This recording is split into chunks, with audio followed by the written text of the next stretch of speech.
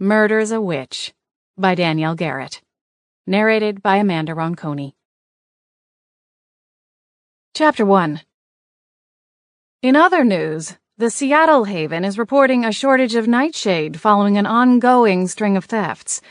The Jewel Box Apothecary, the area's main supplier, reported another robbery over the weekend. In an effort to restock quickly, the proprietor, Agnes Barth, is offering double the standard price for anyone with nightshade for sale. "We could make a mint," I said, turning away from the TV screen to consult my orange tabby cat, Boots, who was perched on the bedside table to my right. I sighed. "It's too bad we're banished, huh?" Boots yawned. "Yes, I know. Witch problems, not cat problems." I swung my legs off the bed, stood up, and stretched my arms over my head as the nightly news reporter for the Witch Wire moved on to celebrity news. She was fangirling all over Petra, the hottest new pop star, who, as it turned out, was also a witch. The entire country was captivated by her, although I suspected that had more to do with her magically enhanced assets than her singing prowess. Regardless, she was making a splash in both the human and supernatural worlds. I, however, was not interested. I waved a hand at the cabinet opposite my four-poster bed, and the TV silenced. The birch doors slid shut to conceal the device. According to the clock that was squished between Boots' furry rear end and the lamp, it was nearly midnight. I had to be up for work in less than 5 hours.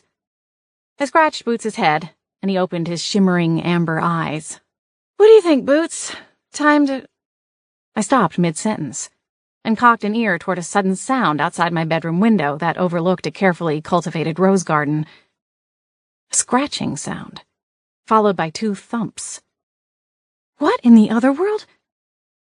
Howling winds, scraping branches, and even occasional thunderstorms were not an uncommon occurrence at the Beechwood Manor.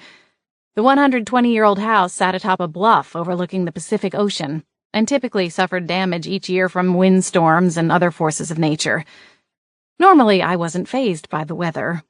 As an elemental witch, I was in tune with nature, and found that extreme weather only enhanced my magic. In fact, some of my favorite potion recipes had been born in the middle of a nice howler. The only time I bemoaned a good storm was if the rain threatened a beloved pair of suede heels. It hadn't been particularly windy earlier, when I'd been out for an evening walk around town, but things changed quickly on the coast. But those thumps? Those were definitely new. A muted thump sounded beside me as Boots jumped to the floor, tail twitching. As my familiar, he fancied himself something of a guard cat and had obviously heard the disturbance outside the window, too. "Boots!" I hissed, but all I saw was a tawny-colored rear end snaking through the bedroom door and out into the hallway. Boom! I jumped as another loud crash sounded outside my window. Who would be out in the flower beds at this time of night? Or even worse, what? I fisted my hands together and marched out the door, following the trail Boots had just taken. The Beechwood Manor was a historic mansion turned B&B, then converted to a safe house for displaced supernaturals, like myself. Currently, I was sharing the house with a saucy vampiress named Lacey Vaughn, a shifter named Adam St. James, and a newcomer named Gary, whom I hadn't quite puzzled out yet. Of my 3 housemates, I had a good idea who was most likely the culprit behind the midnight hullabaloo. Adam St. James. Despite his name, there was nothing saintly about the man. He was charming, clever, and absurdly good-looking. The problem was that he knew it. Lost in thought, I didn't see Boots in the dimly lit hallway until I nearly tripped over him. He growled at the impact, but then began to weave around my ankles, rubbing his head against my legs. I conjured a small orb of light to guide us the rest of the way. "Sorry, Bootsy." He peered up at me and blinked once, looking pointedly at my legs. I groaned as I realized I was about to go outside wearing my hot pink pajama pants with cartoon pineapples splashed across them. Oh, Adam was going to have a field day when he saw them. "Come on," I muttered, as the 20-pound cat continued to circle my legs. With the tip of my slipper, I nudged him out of the way and made a beeline for the front doors of the manor. If Adam was out there causing a ruckus, I had to stop him before someone in the neighborhood got suspicious. The last thing I needed was the cops showing up, nosing around and asking a bunch of questions. The crisp night air bit into the exposed skin on my arms, raising goosebumps as soon as I stepped onto the wraparound porch. I tugged lightly on the doorknob, and the front door closed behind me without a sound.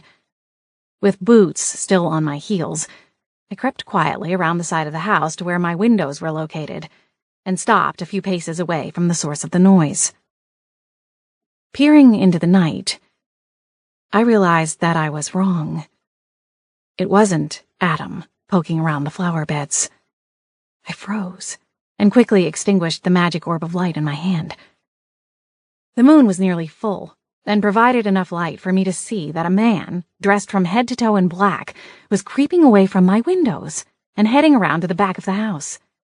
He had a flashlight in one hand and was shining it at the foundation of the house. My fingers itched, and a warm pulse of magic flowed into the palm of my hand, ready if I needed to fire off a stunning spell. "Stop!" I called out into the night between us. "I have a weapon." Boots meowed loudly to emphasize my threat. I rolled my eyes. Perfect, very threatening. An overweight house cat for backup. The man turned around and raised his hands, the beam of his flashlight shooting up into the sky. He sounded slightly panicked as he responded, Hey, look, I'm unarmed." "Who are you?" I demanded, as I folded my arms, magic still at the ready should I need it. His gaze darted up and down me, and then a sour frown appeared on his lips. "I thought you said you were armed." I shrugged. "Does it matter? Who are you, and why are you sneaking around my house?" The man eyed me and Boots with a smirk. "I just think one should always be honest." I snorted. Was this guy for real? I cocked my hip and glared at him. "Says the creep sneaking around my backyard at midnight." The man surprised me by chuckling softly. With his hands still in the air, he replied, "All right, fair point. I'm gonna drop my hands now. Promise you won't sick your tabby on me?" I glanced down at Boots. "What do you think?" He mewed and rolled over in the soft dirt. "Happy?" I asked, cutting my glance back to the intruder. "I'm pretty sure he's not going to attack." He must have been appeased because he pocketed his hands and took a few steps closer to us. The pulse of magic in my hand warmed. With a single flick of my fingers, I could stop him in his tracks. "Not yet, Holly." When he was within a few feet of me, I held out my other hand. "That's close enough," I warned him. "Now tell me who you are, or I'm going to go call the police and tell them there's some kind of peeping Tom in the neighborhood." He scratched his chin, and a glint of amusement lit his eyes. "That expression always makes me feel bad for guys named Tom." I wasn't amused. "Who are you?" I spat between gritted teeth. The fatigue from my long day was kicking in. I wanted to get back inside to my warm bed and the sweet comfort of sleep. "Easy there, Peaches. My name is Nick Rivers. Here." He reached carefully into his pocket to pull out a card and handed it to me. Nicholas G. Rivers, private investigator. "You're a PI." I flipped the card over and ran my finger over the embossed graphic of his initials inside a geometric prism. My heart slammed into my chest, but I did my best to suppress the bubbling panic. "Who are you investigating?" Certainly the agency hadn't sent someone to check up on me. Had they? Was Nick a supernatural? He definitely didn't look like one. He looked more like an accountant. Although, to be fair, I have heard that some accountants basically have magical powers. Nick clucked his tongue. It's my turn to ask a question. What's your name?" I raised an eyebrow. Was it a trick question? Why was he prowling outside my window in the middle of the night if he wasn't investigating me? Was he looking into someone else at the manor? It did host a smorgasbord of interesting characters, to say the least. "I'm Holly Bolt," I said, not willing to give up any further information until I knew his agenda. "Nice to meet you, Holly." Nick stepped closer, ignoring my previous warning, and reached out a hand for a friendly introduction. I ignored him, leaving his hand hanging between us. "What are you doing here, Mr. Rivers?" Stubbornly refusing to retract his hand, he gave me another once-over. "Come on, Holly. We can be civilized here, can't we?" "Once you tell me what you're doing, sure. We'll be great pals. I always like to affiliate myself with backyard snoops." He chuckled and pocketed his hand. "You're a tough cookie, Holly." "I'm not investigating anyone in particular. On the weekends, I like to take tour groups out to do paranormal hunts." "Hunts?" Oh, this was so not good. He smiled. "Yeah, you know, go out to supposedly haunted places, tell ghost stories, give people a good scare, that kind of thing." I forced a laugh. "And you think the Beechwood Manor is haunted?" He shrugged. "I don't know. Is it?" "Obviously not," I fired back, shaking my head in disbelief and hoping my act wasn't as transparent as it felt. Well, I think it fits the bill." He grinned. "I don't follow." "I saw this place posted on a directory of suspected haunts and decided I wanted to see it in person." "There's a directory of haunted houses?" Nick grinned. "Yes, ma'am." Huh. Learn something new every day. "Anyway, I'm new to the area, working the case, and decided to check out the house for myself firsthand. Turns out it's even better than I imagined. It checks all the boxes." He held up his fingers and ran through the selling points. "It's old, it has a lot of history, and the biggest thing is that people have died here, which means there are guaranteed to be some creepy stories to tell. Did you know that?" I nodded, setting my mouth in a thin line. "I've heard the stories. But you're forgetting one thing, Mr. Rivers." "Nick," he corrected. "And what am I missing?" "There are people living here. The Beechwood Manor isn't some abandoned house for you and whomever you can dupe into taking your tour to go trampling around in." "Right, I get that. Obviously, I was planning to come back during the day to introduce myself and give a formal pitch. You just beat me to the punch." I arched a brow. "You weren't exactly quiet." Nick chuckled. "Apologies.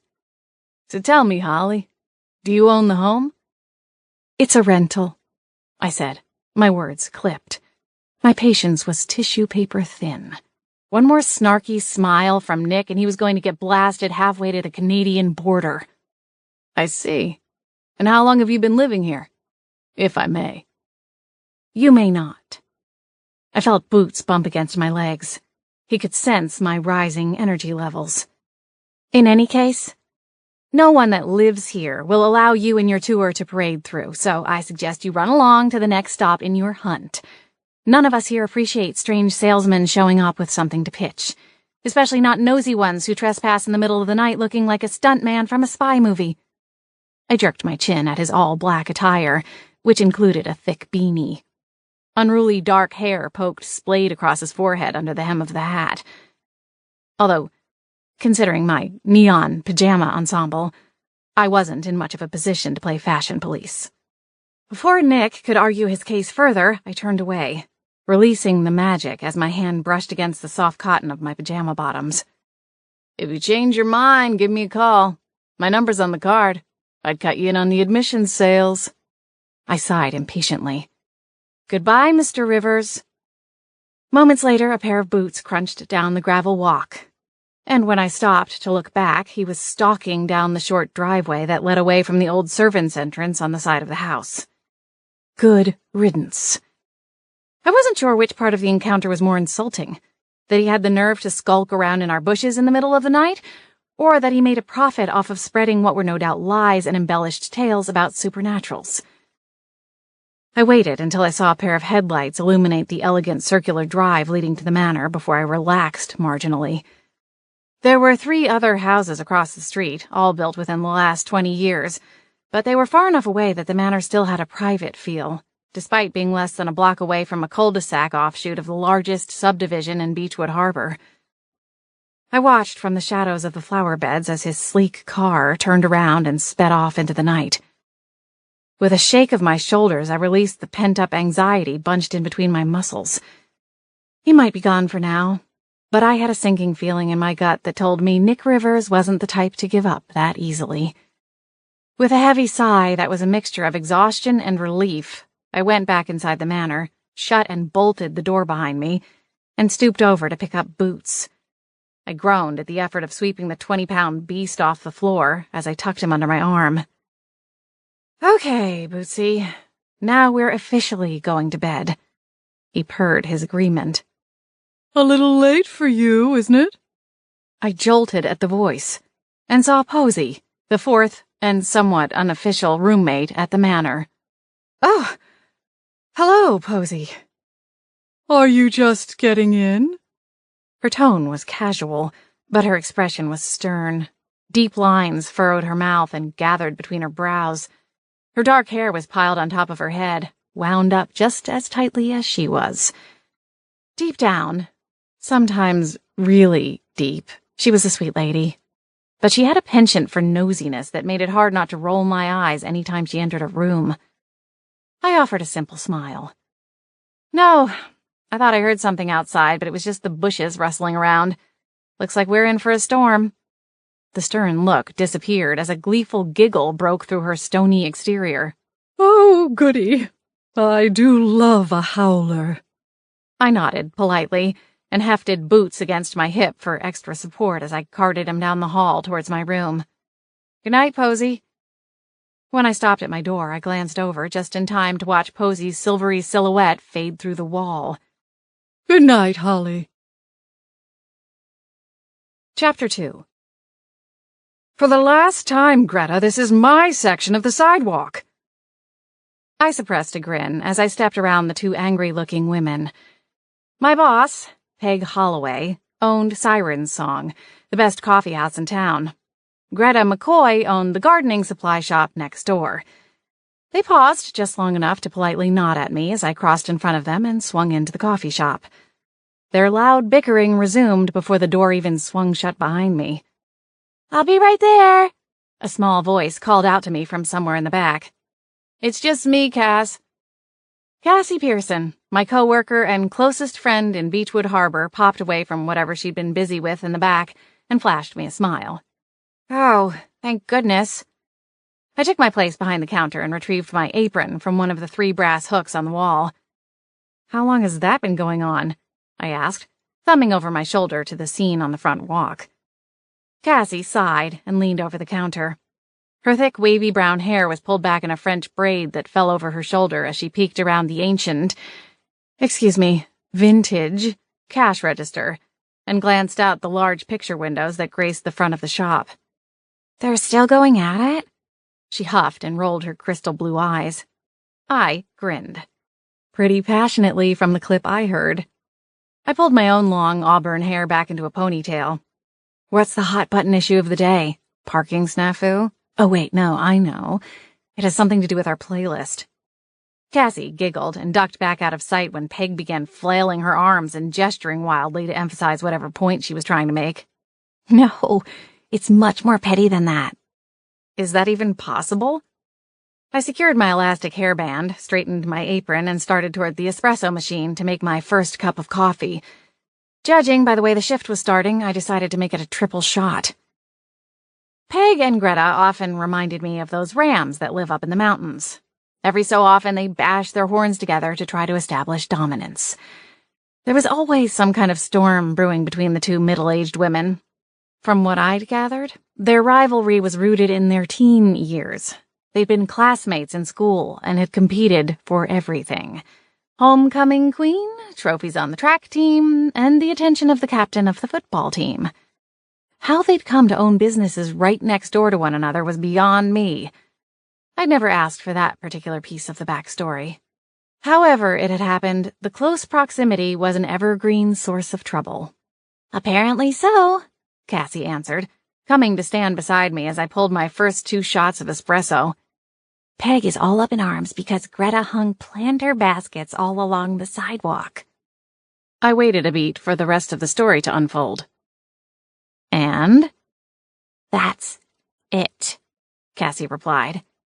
Peg says they're not hung at the right height, and she's convinced that someone will knock their noggin, to borrow her phrase. I burst into a peal of laughter that ricocheted through the quiet shop. Wow. Yeah. You missed the part where she busted out a measuring tape. Oh, and she called Greta fun-sized. I winced. She didn't. Cassie propped her elbows on the counter and gave me a sidelong glance. She sure did. So I wouldn't expect this battle to blow over for at least another hour. It's a shame we don't have popcorn. I laughed, even as I shook my head at the absurdity of it all. 2 grown women fighting about hanging baskets. Granted, Peg did have several inches over Greta, but neither of them are petite women. The way I saw it, they just made up stuff to annoy each other. It was like a sport to them.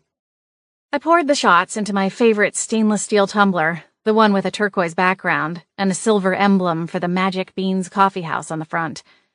Non-supernaturals would vaguely recognize it as a popular cafe in the Seattle area, but it was actually something much more. It was the gateway to the Seattle Haven. In the supernatural world, havens were protected communities where supers could live without worrying about concealing their powers or species from humans. They were able to live and work inside the community itself, but also had the freedom to go out into the human world if they chose. Which is why all of the havens reside in large cities. It was easier to conceal a secret society in all the hustle and bustle and noise. The gate to the Seattle Haven was located in the back of the downtown coffee shop. The Haven had been my home up until 6 months ago when an unfortunate set of circumstances had led to my banishment. In any case, the mug was still my favorite. I was still laughing over Peg and Greta's ridiculous feud as I steamed a pitcher of milk. When a nice layer of foam formed on top, I shut off the steam and poured the milk into my tumbler. I grinned over at Cassie. I'll be sure to avoid the next town hall assembly. I'm sure there will be a proposed addendum to the legislation regarding hanging botanicals. No kidding.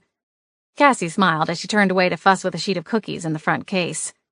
While she had her back turned, I swirled my fingers over the foam in my tumbler and created a perfect fleur-de-lis in the froth. I hadn't mastered the practice of pouring perfect latte art, but with a little magical assistance, I was a downright prodigy. Cassie turned back around as I was sliding the lid over the top and caught a peek at the design. She stilled my hand to take a closer look, and then shook her head, her blue eyes alive with wonder. That's beautiful. Sheesh, I really need to watch you do that one of these days, she said with a wistful sigh. You're so talented, Holly. I smiled at the pretty pattern. Latte art wasn't an official part of my job, but it was something that I added here and there, just because it made me happy. As a witch living in a human community, I had precious few opportunities to use my magic. That was new for me. I'd been raised in the Haven network, and spent the first 22 years of my life being able to wield it and show off as much as I wanted without worrying what anyone thought or fearing that I would be reported. Well, until I was. Following a particularly nasty incident in the San Francisco Haven, my childhood home, I was forced to relocate for the first time. After that, I bounced between a few Southern California havens, but none of those situations panned out to be the long-term home I was looking for. I decided to make a bigger move to put distance between myself and my not-so-flattering reputation. I ended up going north and spent 3 years living in the Seattle Haven. However, it didn't take long before that turned out to be a bust, too. And at 28 years old, I was exiled from the Haven system and forced to live on my own, outside of the protection and freedom that a Haven had to offer. It had been 6 months since my arrival in Beechwood Harbor, and thus far I'd managed to fly under the radar. But it wasn't easy to keep my true identity a secret from virtually everyone around me. The only place I was allowed to be myself to the fullest degree was inside the confines of the Beechwood Manor. Everyone in residence was a supernatural, and was bound to secrecy by strong charms that had been carefully woven into the foundation of the home itself. They were unbreakable and binding to all those who passed through. The front door of the shop slammed open, and the stillness of the shop was shattered by an angry roar. The nerve of that woman! Cassie and I sprang apart as Peg stormed through the front door. I snapped the lid onto my tumbler, set it on the counter beside the espresso machine, and picked up a cloth to wipe off the steamer wand before the milk dried. Peg continued ranting to herself as she stalked through the shop. Her hands twitched with agitated gestures as she took each step. Those things are a death trap. And guess who'll get sued when some tourist waddles down the walk and gets taken out by a basket of petunias? Cassie opened her mouth to answer, but I caught her eye first and shook my head. She's just out of her mind. Peg stomped around the large case containing pastries and breakfast items and gave both of us a cold stare. What are you two doing? Don't just stand there. The water pitchers are low, the floor needs to be swept, and the order in back still needs to be checked in. I started unpacking the order, Peg. Cassie hurried to reply. Started? Peg narrowed her eyes. I'll go finish the order. Cassie jumped into action, panic evident in her voice as she scurried down the short hallway that led to the back room. Peg's head rotated and her harsh stare fell on me. I held up a finger. I'll sweep and get the water pitchers. Still snarling, Peg whipped around the corner and stormed into the back. Seconds later, the door to her small office slammed shut. I set the steamer wand rag aside, took a deep drink of my latte, and went to the long table under the front windows. It was crafted from driftwood gathered from the beach. A local woodworker had fashioned the pieces into a gorgeous table that showcased the natural beauty of the different types of wood, and had gifted it to Peg when she opened the shop. It served as a condiment bar that held coffee essentials. 2 tall pitchers of ice water were flanked by a tower of clear plastic cups on one side, and a caddy containing lids, straws, half a dozen sweetener options, and cardboard cup cozies on the other. I sighed when I saw that the water pitchers in question were barely a quarter of the way emptied. Yes, clearly this was an emergency. Batwings and toadstools, I muttered to myself, grabbing the pitchers. What is she expecting? A herd of camels for lunch? Before I could haul them behind the counter to top them off with filtered water, a soft tinkling sounded as the front door opened. I turned around to greet my first customer of the day. Good morning, Mr. Hooper, I said, smiling brightly as Jasper Hooper, an elderly man with a sunny disposition and gentle spirit, ambled into the shop. He was a local and came into the shop every morning at the same time like clockwork. Most of Siren Song's customers were regulars, and aside from a small pocket of customers that grated on my nerves to the point that I wanted to hex them, most of them were wonderful, and great tippers to boot. There was a handful of regulars that were particularly endearing. Jasper Hooper was at the top of that list. As a bonus, he was also a supernatural, a wizard, though he claimed to be retired from all that. Jasper smiled. Morning, Holly. A lovely day, don't you think? Truthfully, that depended on how many hours Peg spent locked away in her office versus micromanaging Cassie and me all shift. I smiled sweetly. It's going to be a great day. What time are the grandbabies getting into town? Jasper lit up like Yuletide morning. 10 o'clock. I glanced at the large copper-plated clock hanging on the wall above a set of French doors that led to the patio. It was creeping up to 10. Well, you better take your order to go, then, I said, throwing him a wink. I suppose so. Jasper glanced around behind him. There were a couple of patrons in the shop, but they appeared to be engrossed in whatever was on their computer screens. They had their earbuds in, blocking out the rest of us. He came closer to the counter and leaned against it, a hand absently going to his lower back. Do you have the potion? He whispered. I craned around to look over my own shoulder. After verifying that we weren't being watched, I pulled a small vial, corked with a stopper, from the front pocket of my jeans. The contents were seafoam green and nearly opaque. Jasper grinned from ear to ear at the sight of the bottle and reached for his wallet. Just a short coffee today, Holly. I gave him a nod and turned away to pour a small cup of coffee from the freshly brewed carafe on the counter behind me.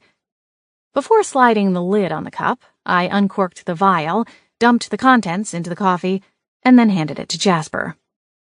What do I owe you? He asked, looking down at the contents of his old faded wallet, Jasper came in every morning for a hot cup of coffee, and 2 or 3 times a week he ordered it with a little extra oomph, courtesy of one of my handcrafted potions. He usually requested it for the days that his grandchildren would be visiting. A small dose of my specialty blend, Perky Potion, was enough to chase away his chronic lower back pain and get him through a day of pillow forts, frisbee chasing, and tickle monster games with his young grandchildren. $3.50, I replied, my tone neutral. Jasper passed over the money for the coffee and then dropped 2 golden coins into my hand. Thanks, Holly. You're a lifesaver. I grinned. Don't thank me. Thank the magic of the beans, I replied, flashing him a wink.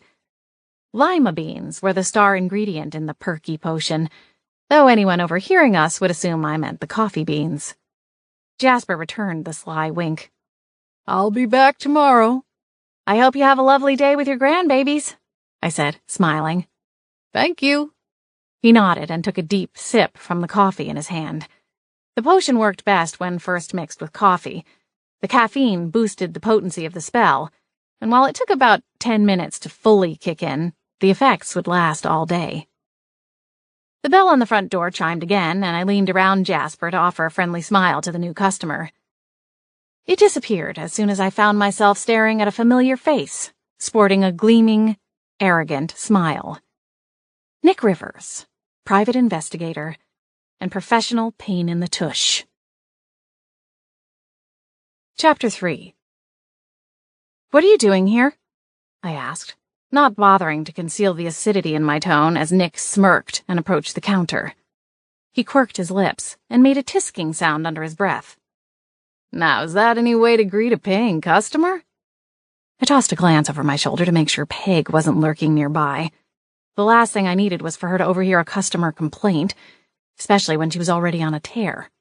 The hallway was empty, so I turned my glare back to Nick. What do you want, Mr. Rivers? He drummed his fingers on the countertop and perused the menu, giving me an extra minute to stew. A large mocha. For starters. I clenched my jaw and marched to the espresso machine. I ignored Nick and refused to make eye contact as I went through the process of making his drink at double speed. When the last dollop of whipped cream was in place, I slapped my palm on the bottom of the sprinkle container with deliberate force. Bop, bop. I placed the drink on the counter in front of him. $4.50. Thank you. Just what I needed, Nick said, passing over a $5 bill. I snatched the bill from his hand with a slight snap. Right. It would be a tragedy if you were to run out of energy before you could continue your peeping spree through the neighborhood. For the first time, he showed a glimmer of irritation. Come on, Holly. Why can't we be friends? Let me see. I tapped my finger against my lips, mocking deep thought. It's probably because the only thing that I really know about you is that you're a nosy PI who's not opposed to prowling around in strangers' bushes in the middle of the night. Oh, and when I gave you the boot, you tried to talk me into selling out the privacy of my roommates. What can I say? It's all left a bad taste in my mouth, so excuse me for not wanting to chit-chat with you. Nick took the coffee cup and lifted it to his lips, his ocean blue eyes still locked on mine as though he were attempting to read my mind. In the light of day, I could see that he was probably around my age, maybe a little older. His skin held a deep tan, and subtle lines from the sun creased the edges of his eyes. He was a few inches taller than me, with a lanky frame, and his long-sleeved shirt was snug enough to show off his sculpted arms. It was clear that he kept in shape, but was still far from being a bodybuilder gym rat.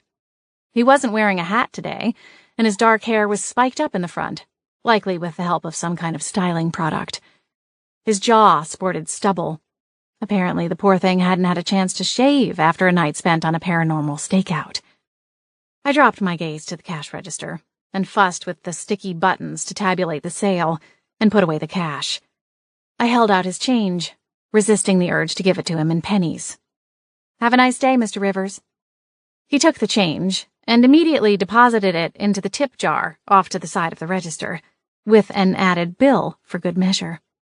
His eyes whizzed back to mine, and he leaned forward. Holly, Phew! That was a close one. I jolted at the sound of Cassie's voice. and whipped around as she strode back to the counter. She held a clipboard in her hands and was consulting it as she walked back to the register. She glanced up and stopped abruptly at the sight of Nick. "Oh, sorry, Holly. I didn't know you were with a customer." She offered Nick a shy smile and tucked away a strand of hair that had fallen out of her loose braid. She pushed it behind her ear and ducked her chin. Oh, brother. Sure, Nick Rivers was a good-looking man. I wasn't going to try and argue that point. Handsome or not, I wasn't interested in Nick or anyone else. When I moved to Beechwood Harbor, I took myself off the dating market. Much to Adam St. James's chagrin, I needed to get my life together and finally settle down someplace before I tangled my life together with someone else's. And when that day came, it would be with another supernatural. Otherwise, things got too messy. People always wanted to try the Romeo and Juliet approach, a supernatural and a human. It usually ended about as well as the tragic tale. No, thank you. Cassie was grinning like she swallowed a gallon of love potion. "Are you visiting Beechwood?" she asked, practically batting her lashes. Nick smiled. "I just moved here, actually." "Oh, well, in that case, welcome." She reached out her hand. "I'm Cassandra, but everyone calls me Cassie." "Nicholas Rivers," Nick replied. He flashed a pointed look at me. "People usually call me Nick." "It's nice to meet you, Nick. Where are you from originally?" Cassie and her younger sister, Kira, were born and raised in Beechwood Harbor. They thrived in the small-town life and were incredibly warm and welcoming to newcomers. It was part of the reason that Cassie and I had become such fast friends, even though she wasn't a supernatural and had no idea that I was a witch. She had been assigned to train me as a barista when I got the job at Siren Song, and we bonded over those first few weeks. After everything that happened in Seattle and the other havens, I was nervous about adjusting to life in a non-magical community. After meeting Cassie, I relaxed and decided that maybe it would be a change for the better. For that, I would always be grateful to her. Thinking back to my own arrival in Beechwood Harbor, I couldn't fault Cassie for being so sweet to Nick. It was just her nature, and something that I appreciated about her, despite her hospitality's current beneficiary. "You live here?" I interjected, thinking back to our conversation in the bushes. Hadn't he said he'd come into town on a case and decided to check out the Beechwood Manor since he was nearby? He hadn't said anything about living here. "Yes. As I said, I recently relocated," Nick said, his tone butter smooth. "From the LA area, actually." Cassie shot me a strange look, confused by my sharp tone, and then turned her smile back to Nick. She leaned over the counter toward him. "That sounds exciting. I've never been to California." A cold shiver snaked up my spine. Years had passed since the last time I was in Los Angeles. But still, something about it didn't sit right. Nick was a long way from home, and I wanted to know why. Last night, he told me he was in the area working a case. Judging from the fact that we first met in my front yard, and then less than 12 hours later he was at my place of employment, I couldn't help but wonder if I was the target of this mystery case. Nick kept his gaze on Cassie. "You should go someday. I already miss the sunshine." Cassie laughed, the sound light and bubbly. "You'll get used to the weather here, I promise. Summer is right around the corner, and we'll have some of that sunshine for ourselves." Nick grinned at her. "That's good to hear." "If you need to know where anything is, just stop in or give us a call." Cassie reached over to pick up a business card for the shop from a stack on the counter in front of the register. She handed it to Nick and smiled. "See? It's a magnet, so you can slap it right on your fridge." "Clever," he said, inspecting the glossy magnet. "Thank you, Cassie. It was very nice to meet you. Caffeine is my lifeblood, so I'm sure we'll be seeing each other quite often." Nick flashed a smile at me. "Ollie, always a pleasure." He lifted his paper cup like he was making a silent toast before he turned and left the small shop. He turned and tossed us another wave as he passed by the last of the large windows along the front wall and disappeared from sight. Cassie waited a full beat before she lunged at me and grabbed my arm excitedly. Finally! How long have I been begging for some decent-looking guys to move into town? Hey! Lionel Murray, one of our regulars, took umbrage from his corner table. I'm right here, Cassie. Anytime you need a handsome man to take you out. She gave a nervous little laugh. Right, Mr. Murray. She twitched her fingers in his direction, and he flashed a smile before hunching back over his keyboard. He was at least 20 years older than Cassie and usually smelled like cigar smoke. As soon as he was occupied again, she winced and then lolled her head, her tongue sticking out like a dead fish. Well, if fish had tongues, anyway. I shuddered at the strange thought. Well, he's all yours, Cass. Cassie folded her arms. Yeah, I noticed you were a little frosty. What was that all about? I paused, wondering if I should tell her about my original meeting with Nick, but quickly decided against it. If she was truly interested in him, who was I to spoil it for her? Then again, I was close friends with Cassie, which meant that if she and Nick hit it off, I'd be stuck dealing with him a lot more. I already had a feeling our interactions were going to be too frequent. I forced my mind to stop wandering down rabbit trails and smiled at my friend. I didn't mean to be. He's just not my type. I'm sure he's great. Cassie grinned and peeked over at me from the corner of her eye as she rearranged the trays in the case. She worked quickly, consolidating pastries and organizing what was left after the morning rush. You've got Adam anyway. What? A surprised laugh burst from my lips. No, that's so not true. Cassie grinned and closed the case back up. Sure, keep denying it. He lives, 5 feet from you? There's no way you can be that close to someone so delish and not notice. If only she knew the truth. Adam St. James was a shifter, and if I'd sworn off relationships with non-supers, then I'd doubly sworn off shifters. Nothing but trouble, and not the fun kind. Oh, I'm not saying I haven't noticed him. Adam is not the kind of guy to go unnoticed. I laughed and shook my head, thinking about the wannabe Casanova. But trust me, we're just friends. Right. Cassie giggled and rounded the counter to go wipe down the tables. I smiled as she gave Mr. Murray's table a wide berth. All I'm saying is that if Adam ever looked at me the way he looked at you, I would have a really hard time turning him down. I rolled my eyes. That was Adam. I'm happy just being a crazy cat lady, I said, smiling across the room at Cassie. I leaned against the back counter and picked up my now cold latte. Boots is the only man I need in my life right now.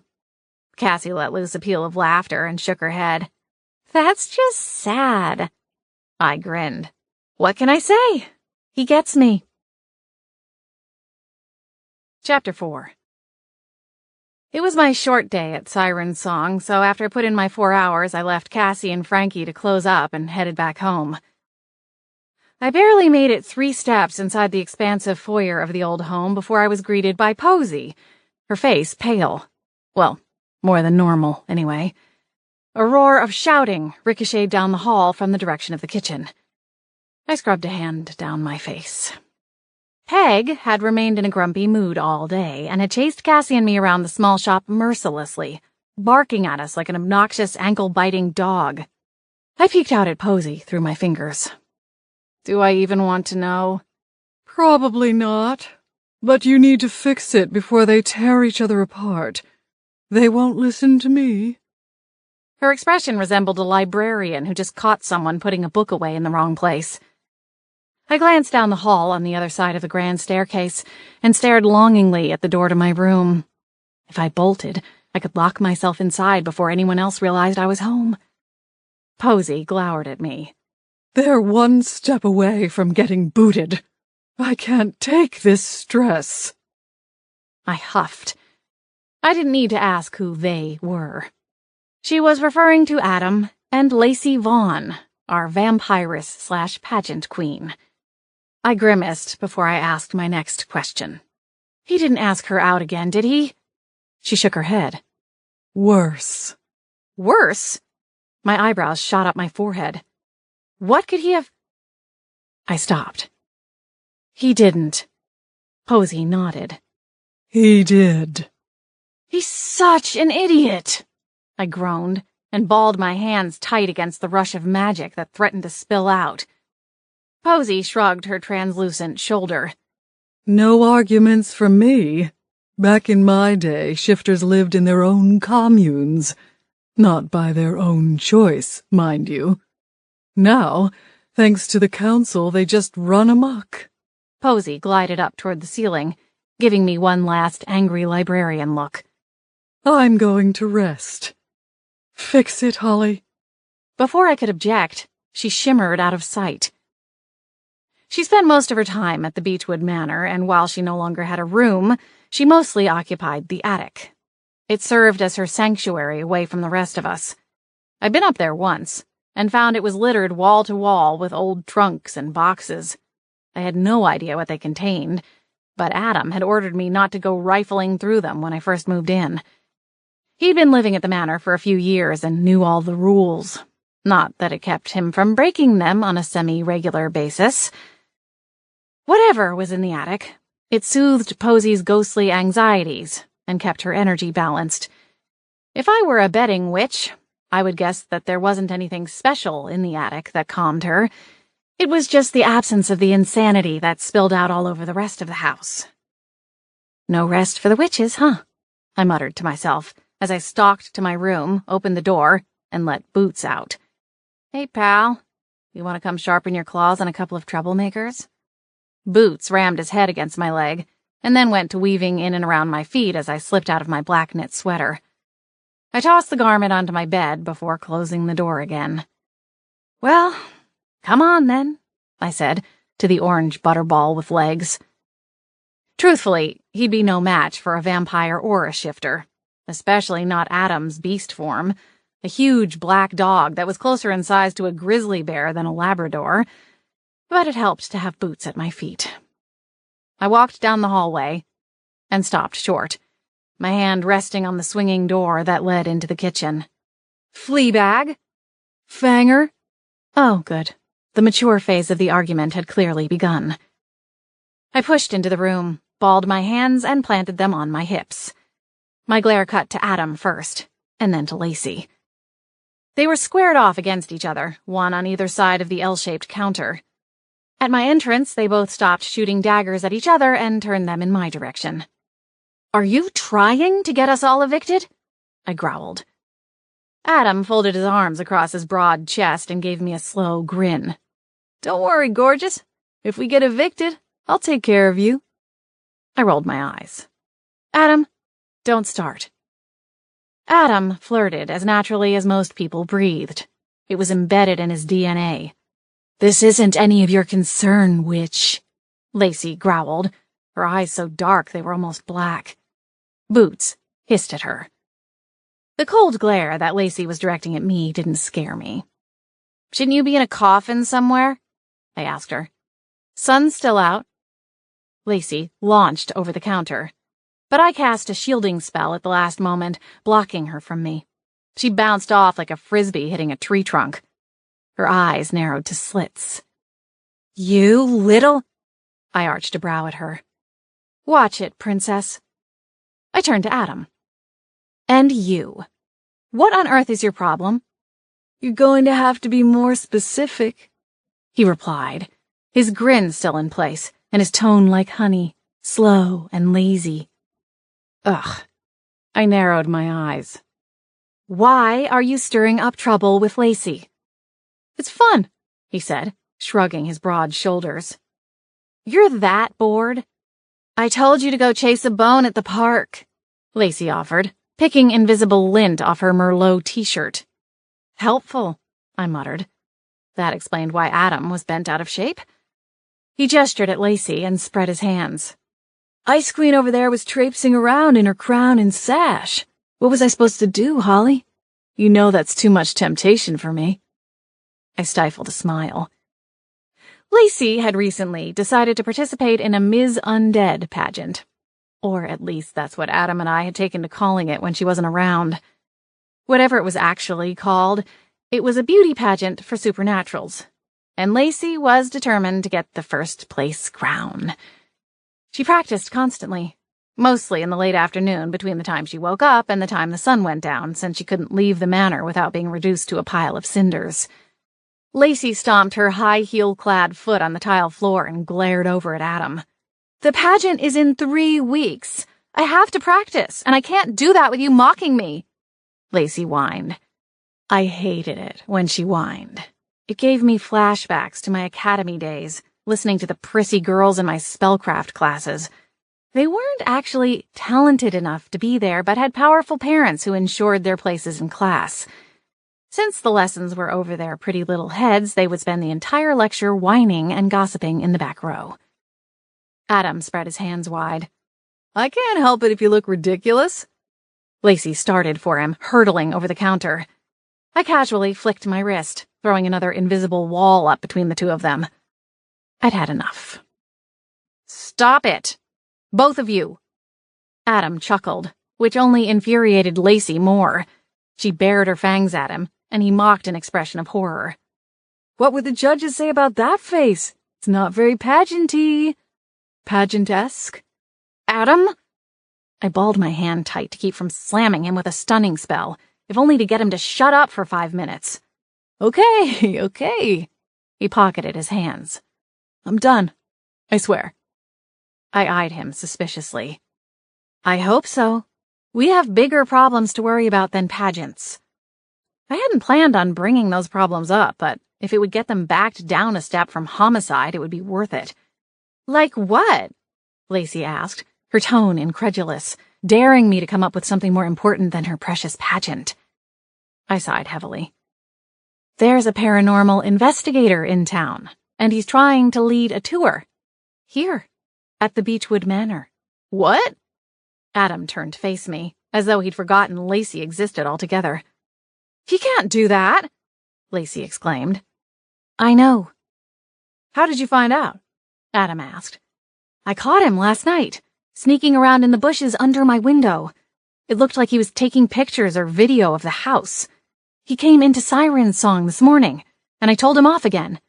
But I wouldn't be surprised if he tried to get to one of you or—" I rolled my eyes upward to the ceiling, toward the bedroom of our 4th roommate.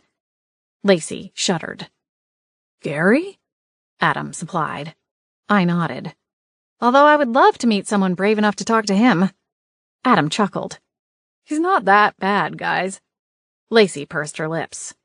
"He has a bad aura." Adam grinned and opened his mouth. I knew that whatever he was going to say would drag us away from helpful. I held up a hand, silently begging him to stop. He swallowed his comment and turned his attention back to the real problem. "What's this guy's name?"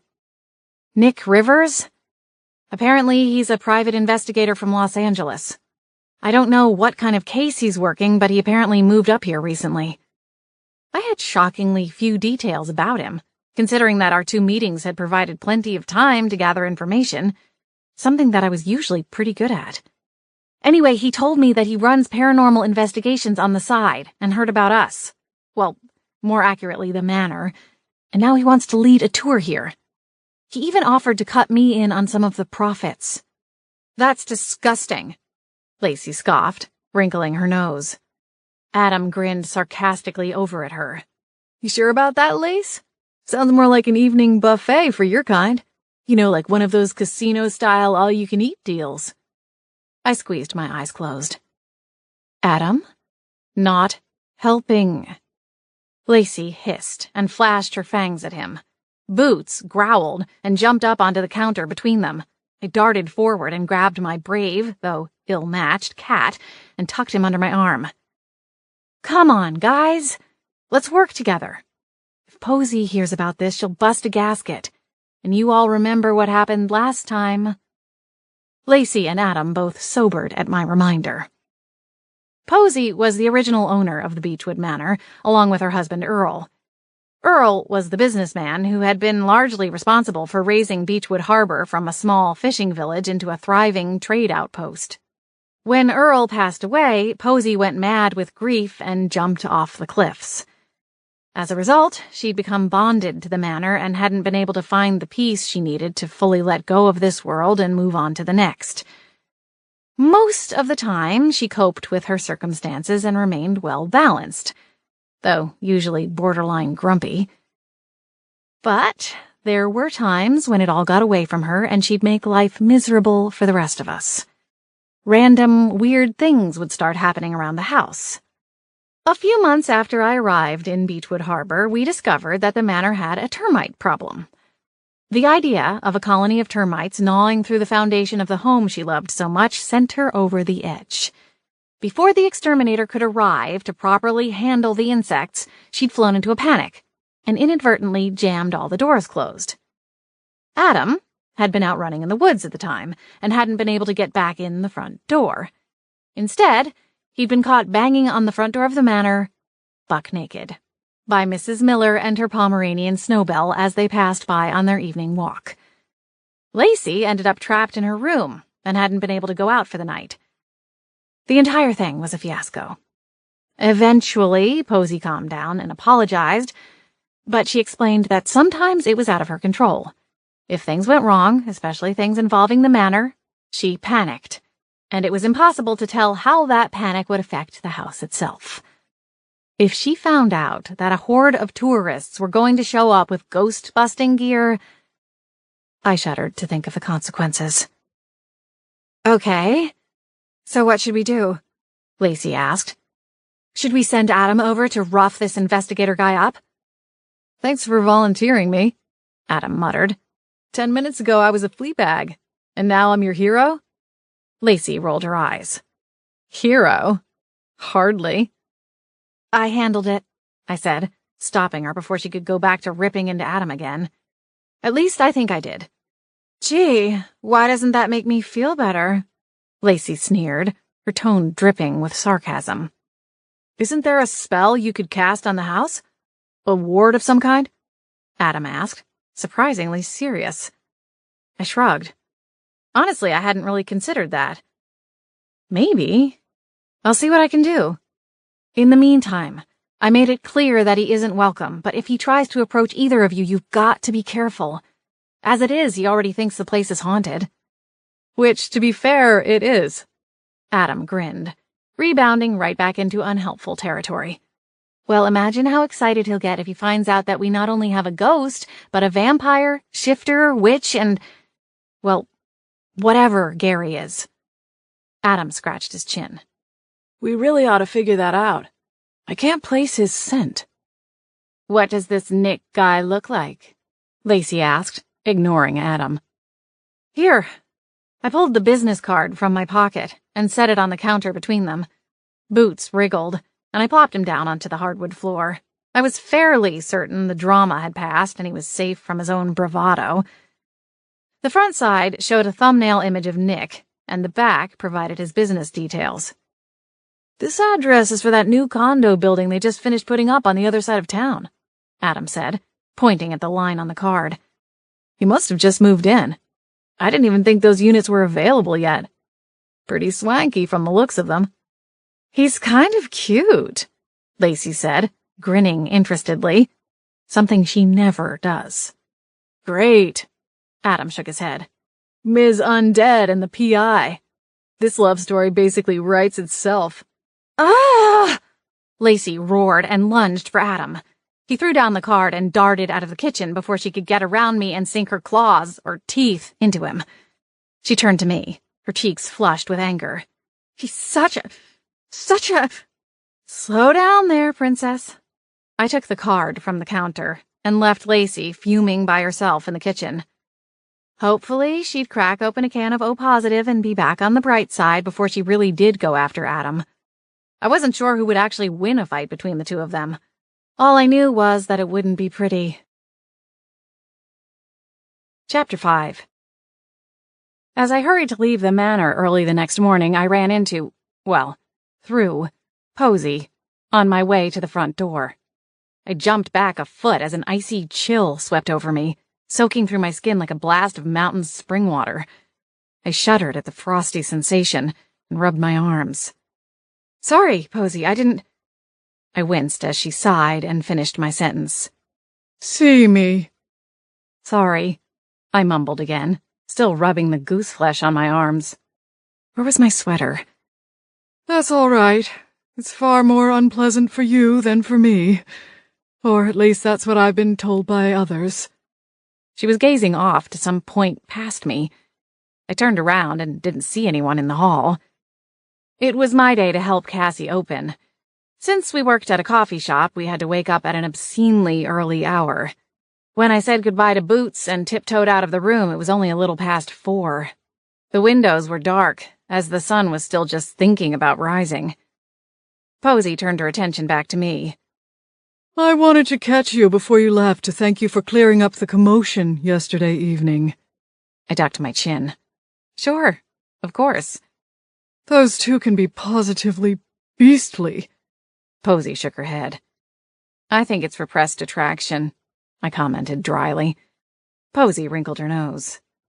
Well, whatever it is, I'm glad you're here to keep them in check. They both run hot-tempered, and I'd hate to think what would happen if you weren't here to handle them. I don't know what we did before you arrived. Well, I've got nowhere else to go, so I guess you can rest assured that the chaos around here will be kept in check. I didn't mean to sound bitter, but as my statement echoed back, I heard it in my tone all the same. Posy nodded and floated off. Have a good day at work, dear. Thanks, Posy.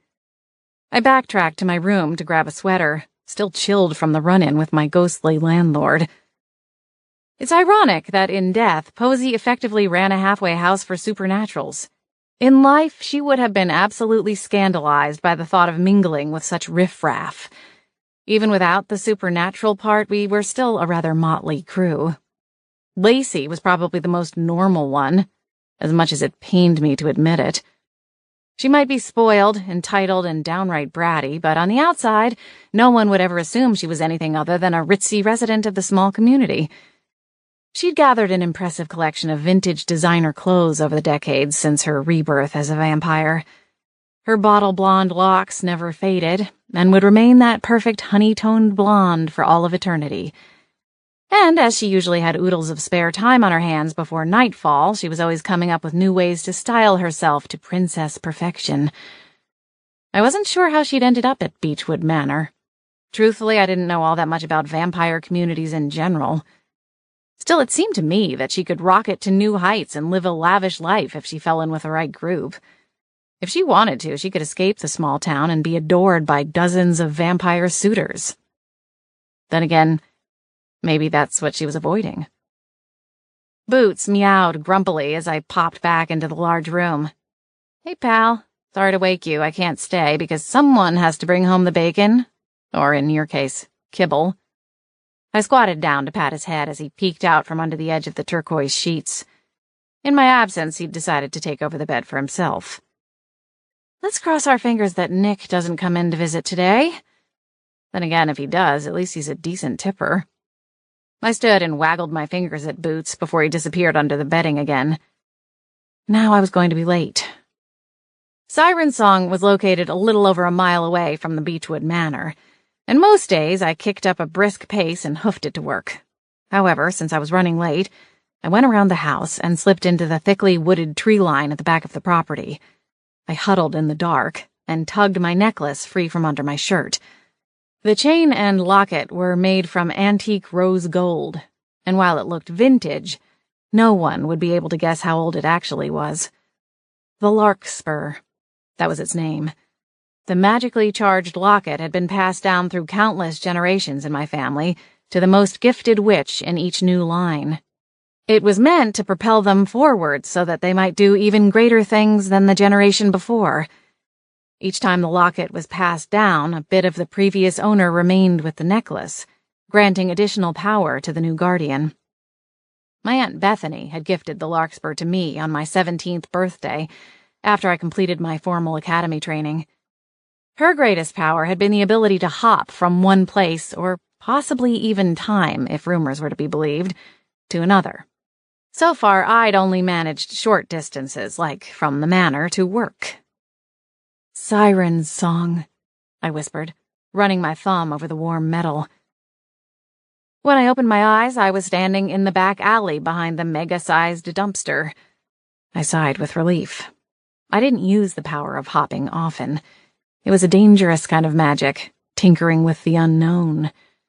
But I'd carefully trained myself to appear in the alley behind the dumpster to avoid being caught. No one would ever see me appear there. If I were to show up in the middle of the cafe during business hours in front of a rush hour crowd, well, that would be bad. Harvey, my assigned agent with the Supernatural Protection Agency, or SPA, though there was nothing spa-like about dealing with the brutes, would have me permanently relocated to the other world. I tucked the locket back under my shirt and stood from my crouched position. A strange scent was floating through the air on the early morning breeze. Peppermint. And strong. I fished the shop keys from my front pocket, flipped to the right one for the back door, and rounded the dumpster. I took 2 steps into the weak pool of light shining from the small exposed bulb beside the steel security door, and froze in place. 5 feet away, someone was sprawled face down on the pavement. A chill ran over me, and I nervously glanced over my shoulder to make sure I was truly alone and hadn't stumbled into the middle of something. I flicked my wrist, and a small orb of light hovered a fraction of an inch from my fingertips. I held up my hand and forced myself to take small, tentative steps toward whoever was laying in the alley. I licked my lips and cleared my throat. "Hello? Excuse me. Do you—" I only made it a few steps and gasped. There was a large, dark puddle pooled under the person's head. Every instinct screamed at me to run fast and to not look back. Better yet, hop back to the manor and pretend I never left. Let this atrocity become someone else's problem. But I couldn't tear myself away. I took the final steps to the body and stooped over, lowering the magic ball of blue light to the person's head to get a closer look. With my free hand, I brushed away the damp hair and gasped when I recognized the profile that was mashed against the pavement. Peg Holloway was dead. Once I realized who I was looking at, the rest of the details of the scene flooded over me. I spun around, taking it all in, desperately trying to figure out what had happened. The first thing I noticed was that the nauseating scent of peppermint had grown stronger. I covered my mouth and scanned the area. An old beat-up sedan was hulking in the shadows, and I recognized it immediately as Peg's. She would sometimes back it down the narrow alley to unload supplies, rather than carting them through the front door of the shop. However, she never came in before the opening shift. In fact, she'd given me a set of keys within 2 weeks of getting hired on, solely so she wouldn't have to open the shop in the event one of the regular openers was sick and unable to come in. I thought it odd to trust someone who had just been brought on staff, but that had been before I'd realized the full extent of Peg's aversion to mornings. She wouldn't have been unloading supplies this early. That meant that this had happened the night before, after she closed up with Frankie and Cassie. I shuddered at the awful truth and pulled my collar up closer against my neck as all the hairs along the back were standing up. "What do I do now?" I whispered to myself, spinning in a small circle. I tossed the orb of light higher, spreading fragments of light over the full scene so that I could possibly figure out what had happened. There were 3 broken bottles of peppermint syrup lying on the ground under the bumper of her car, like they'd been sitting on the trunk and had fallen to the pavement below. Well, at least that explained the overpowering smell. For some reason, the people in Beechwood Harbor were obsessed with peppermint drinks. Even though it was a beachside community, people still wanted peppermint mochas and cocos. Some even asked to have a splash of the sticky sweet syrup added to their afternoon tea. It was like the town was set in some kind of eternal Christmas mode. Peg had to purchase 3 or 4 bottles at a time to keep us stocked up. Staring down at the shattered remains of the bottles, gagging on the scent, I had a feeling I would never be able to smell peppermint again without thinking back to this moment. I scanned the area one more time, but didn't see anything out of the ordinary. Nothing made sense, though. Why would someone have killed Peg? Had they robbed her? I crept down the alley, careful not to step on anything, and called the orb of light over. The door to Peg's car was still open, so I peered inside. Her leather purse was sitting on the passenger seat, and a few folded-up $20 bills were stashed in the cup holder beside a siren song tumbler in the center console. So, apparently not a robbery gone wrong, unless they panicked when it went awry. Through the noise and chatter in my brain, a new question entered the mix. Where was Cassie? She should already be inside. She opened most days, and usually arrived at the shop long before me. Cassie was the opposite of Peg, in that she loved morning shifts and was always there, a smile on her face, and half the morning checklist already completed by the time I rolled in the door. I tiptoed to the back door and tried the doorknob. It was still locked. What was going on? I pulled my phone from my pocket and checked for a message from Cassie. Maybe she had car trouble. Nothing. Maybe she already found Peg and had gone to get help? Were the police already on their way? I snapped my fingers and the orb of light popped like a bubble, leaving the alley dim and dank again. Another chill crept over me at the thought of being alone in a dark alley with a dead body. But at the same time, it didn't feel right leaving Peg alone. I put my key into the lock and let myself into the back room. I left the door propped open and stood in the doorway so that I could still keep an eye on the alley while I called the police. The dispatcher on the other end spoke with the cadence and volume of a zombie, and for a moment I wondered if she'd missed the part where I told her there was a dead body at my place of employment. "The police are on their way, ma'am. Stay with me," she repeated for the 6th time in the span of 5 minutes. "I am," I replied, irritated. From my position, the body was out of sight, obscured by the door. I peeked around the edge as I waited for the police. The body was still there. I didn't know what I expected. I'd been around lots of undead. I lived with a ghost and a vampiress, for crying in a cauldron. But dealing with the actual dead? That was a different thing altogether. Chapter 6. So tell me again, from the beginning. How did you come across the victim? I bit back a frustrated sigh at Police Chief Lincoln's question. We'd gone through my story 3 times already, and I was beginning to feel less like a concerned citizen and more like a suspect. I walked to work. Well, mostly. When I came down the alley to go in the back door, I saw the body. I couldn't help but look past Chief Lincoln's squared shoulder to the sheet that was covering Peg's body while we waited for the coroner to arrive. "And then?" Chief Lincoln said, his tone gentler this time. I pulled my gaze back to him. "I went inside, called the police, and here we are." Jeffrey Lincoln, the Beechwood Harbor police chief, gave me a lie detector stare, as though he could peek right into my head and read every thought. It was unnerving, to say the least, especially since I was fudging the part about walking to work. But what was I supposed to say? I appeared at work? Sure, I'd skip out on jail time and go straight to the asylum instead. That would definitely be a bad thing.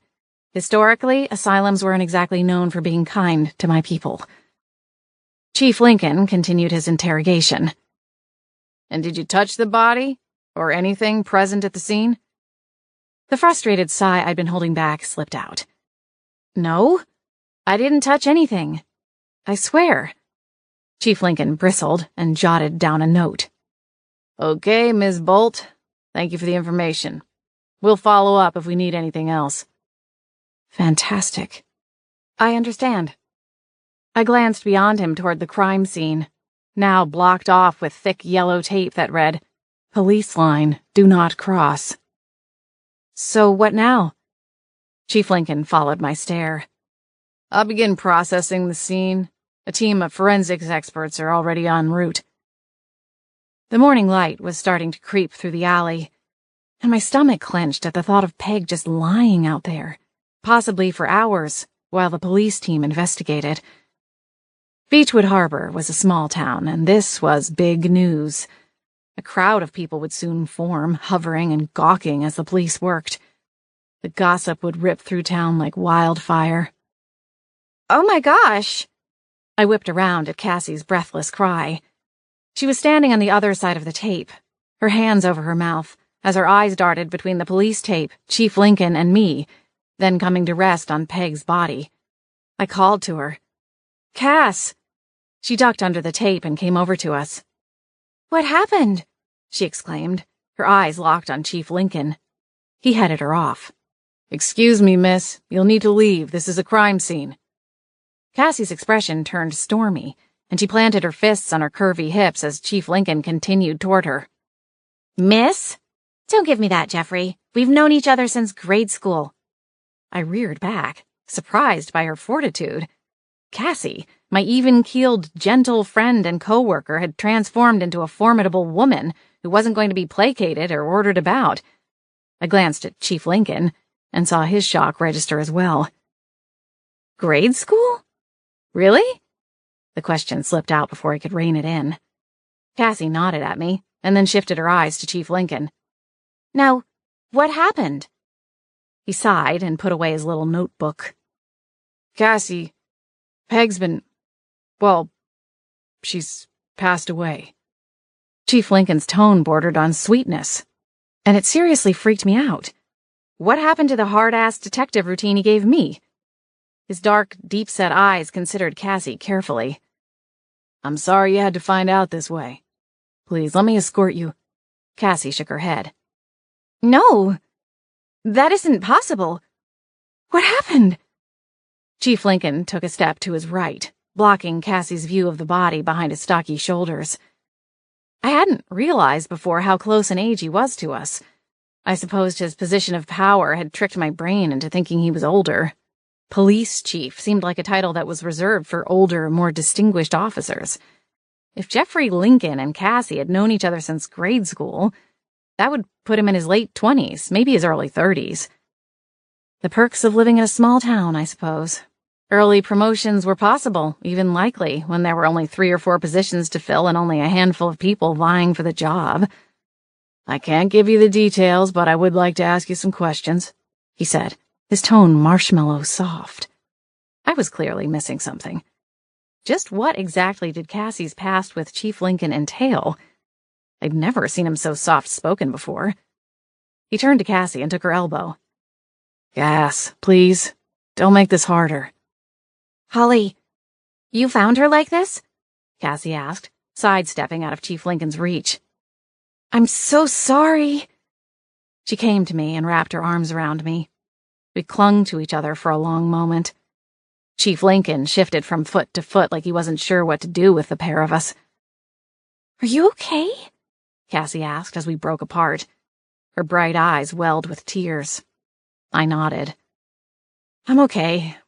I didn't see anything happen. She was already—" The rest of my answer trailed off, and my eyes landed back on the sheet covering her body. "Ladies, please. I need to ask you to leave. Let me escort you back to the other side of the tape. This alley, as well as the shop, is part of the investigation." He started to herd us toward the mouth of the alley, putting out an arm to keep either of us from stepping on anything that might be considered evidence. "The shop, too?" Cassie asked. "What about all our customers?" I furrowed my brow. It was an odd question, all things considered, but I knew funds were tight for Cassie. She was the main breadwinner in her family of 3. Her father had been injured on the job years ago and only raked in a small stipend from a workman's comp settlement, along with a paltry disability check. Her younger sister Kira was only 18 and worked part-time at Siren Song on the weekends. She attended community college during the week. Their mother had passed away from cancer when they were young. I wrapped an arm around my friend. I didn't have a lot of money, at least not the kind of cash that would make a difference to Cassie and her family, but I would see what I could do to help her through the period of lost wages. "It'll be okay, Cass. Chief Lincoln will get this all sorted out. I don't really think I could focus on work right now anyway." She nodded solemnly, and I caught a tinge of pink on her cheeks. I hoped she wasn't silently beating herself up for asking the question. Chief Lincoln got us past the tape, and I walked Cassie back to her house, which was just a few blocks from the shop. We walked in silence, neither of us knowing what to say. When we reached the end of Cassie's driveway, she paused and pocketed her hands. What am I supposed to tell my dad and Kira? Just tell them what happened. You know the entire town will know everything by lunchtime anyway. Cassie nodded. She glanced up the narrow drive that was barely wide enough for one car. It led to a detached garage and a ranch-style home that had a charming, albeit slightly run-down, appearance. That's true. Nothing stays quiet in this town for long. I laughed softly. I'm starting to learn that. Cassie nodded and then went back to fidgeting. She tugged at the end of her French braid. I touched her shoulder. Cass, it's going to be okay. It's just so strange. I mean, this is Beechwood Harbor. Who could have done such a thing? How could something like this happen here? I shrugged, wondering the same thing myself. I don't know, Cass. Haven systems were different than human societies, but that didn't mean they were immune to violence. Things got particularly dicey when different species, such as werewolves and vampires, clashed. Those two groups had always hated each other and were constantly stirring up trouble. There were also different houses of vampires, and sometimes the different families would war with one another. However, I had never directly seen the result of such battles. Peg was the first dead person I'd ever seen, and the experience still had me on edge. I was barely holding it together for Cassie's sake. What do you think will happen to the shop? I know that's a selfish thing to be worried about right now, but it's not, Cass. You have to give yourself some slack. I'm sure Peg had some kind of plan in place. A silent partner or family member that is listed in her will to take over. Cassie nodded slowly. That makes sense. Don't worry about it. Everyone in town knows your family. Even if Siren's Song closes, someone will give you and Kira new jobs. I'm sure of it. The green front door of the house swung open, and a large golden retriever bolted out into the front yard. Her father's voice called out, "Cassie? What are you doing back home?" Cassie turned to face her dad, who was collecting the paper from the front porch. He stooped over slowly and reached for the bundle with his fingertips. The strain was obvious and made my heart ache. Cassie patted her dog, Creamsicle, on the head, and then jogged up the drive to help her dad. She grabbed the paper and handed it to him. Come on inside, Dad. I'll explain. She turned back to wave goodbye to me. I'll see you later, Holly. Thanks for walking with me. I waved goodbye and waited until Cassie, her dad, and the happy-go-lucky pup were all inside the house before I took off back through town toward the manor. The early morning sun was starting to poke through the clouds, but was accompanied by a light smattering of rain. Despite my reluctance to see the crime scene again, I found myself back on Zinnia, the main street through town. When I neared Siren's Song, I glanced across the street and saw that more officers had arrived on the scene. The rain was coming down harder, and I hoped it wouldn't make the forensic team's life more difficult. The entire town would be in an uproar until the killer was identified and put behind bars. And despite my differences with the woman, Peg deserved closure as she crossed over to the other world. I knew firsthand what the effects of an unfinished life looked like, and it wasn't pretty. Case in point, the borderline neurotic ghost waiting at home. I hunched my shoulders up and rubbed my hands up and down my arms to aid circulation, already dreaming of the cup of warm tea I would have when I arrived back at the manor. I tugged the collar of my sweater up and returned my attention back to the sidewalk in front of me, just in time to run smack dab into a solid wall of muscle. "Fancy meeting you here," a now familiar and annoying voice said as I bounced back. "Hello, Nick," I grumbled. "Was it time for bed yet?" Chapter 7. "Why do you smell like a candy cane factory?" Nick asked, his nose wrinkling at the pervasive scent still clinging to my clothes. I had become immune to the strong odor after standing in the cloud of it for over an hour. I didn't even realize it was wafting off of me. I sighed and rubbed the bridge of my nose. "It's a long story." He smiled down at me as I scrambled to put another 6 inches of space between us. "I'd love to hear it." "I'm sure you would." He chuckled. "Well, as it turns out, you're off the hook. I'm on my way to the scene of a murder Heard anything about it? My eyebrows shot up. How do you even know about that? I sputtered. Most, if not all, of the core pieces of the town gossip mill would still be sleeping. Where was Nick getting his information? I have a police scanner in my apartment, he said, as though it was the most natural thing in the world. Of course you do, I quipped. I took a step to the side. Well, have fun? It's not exactly a pretty picture. Nick pocketed his hands and gave me a grim look. You were there? I shook my head. Not when it all happened, but I was the one who found her. My voice drifted off as the mental image of Peg sprawled in the alley cycled back through my mind. I wondered if I would ever fully be able to get rid of it. Mind magic was a risky art, but I was seriously considering trying my hand at some kind of eraser potion. I'm sorry, Holly. I didn't realize. My eyes darted back to Nick. His sincerity caught me off guard. I'll be all right, I just feel bad for Peg and her family. Of course. Nick nodded solemnly. Was it your first? First what? I asked in confusion. Body. Oh. I rubbed my arms, fighting off the chill seeping through the thin fabric of my favorite sweater. I wanted nothing more than to get home and sink up to my nose in a hot bath. Yeah. Hopefully my last, too. Nick bobbed his head. Right. Well, murder investigations aren't exactly my favorite either. There's no possible chance of a happy solution, you know? I looked at him quizzically. Then why are you going to the scene? It's time I introduce myself to the local authorities and see if I can offer any assistance. Kind of part of the whole new PI in town thing. Ah. Well, good luck. I hope they can solve this thing really soon. Me too. Take care of yourself, Nick, I said, moving to pass by him. You too, Holly. If you need anything, let me know. I nodded, though I wasn't sure why. I still didn't want Nick getting too close. He needed to find another haunted mansion. Mine was off limits. I waved and hurried the next mile to get back to the manor. I managed to make it to the door just as the rain shifted from a sprinkle into big, fat drops. Is it true? I jumped at Posey's impatient question as I pushed the door open. I clutched a hand to my chest as my heart hammered violently against my ribs. She was staring down at me from the foot of the grand staircase. Bat wings, Posey! You scared me!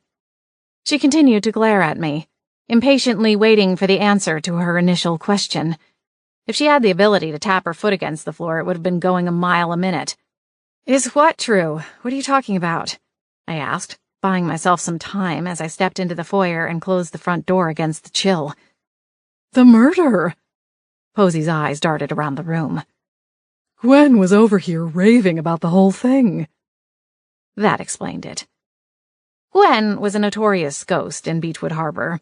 She dedicated her life, or death, to the pursuit of gossip.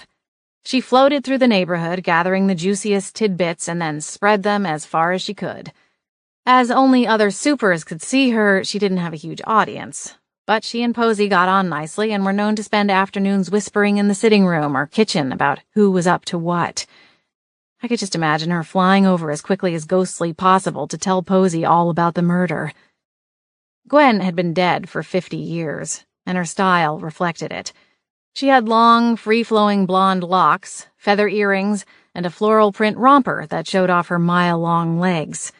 She'd be forever 25, after dying in a tragic stage diving accident at an outdoor music festival. Watching her and Posey together was amusing, the differences between them as stark as night and day. If they'd met in life, I doubted either of them would have wanted anything to do with the other.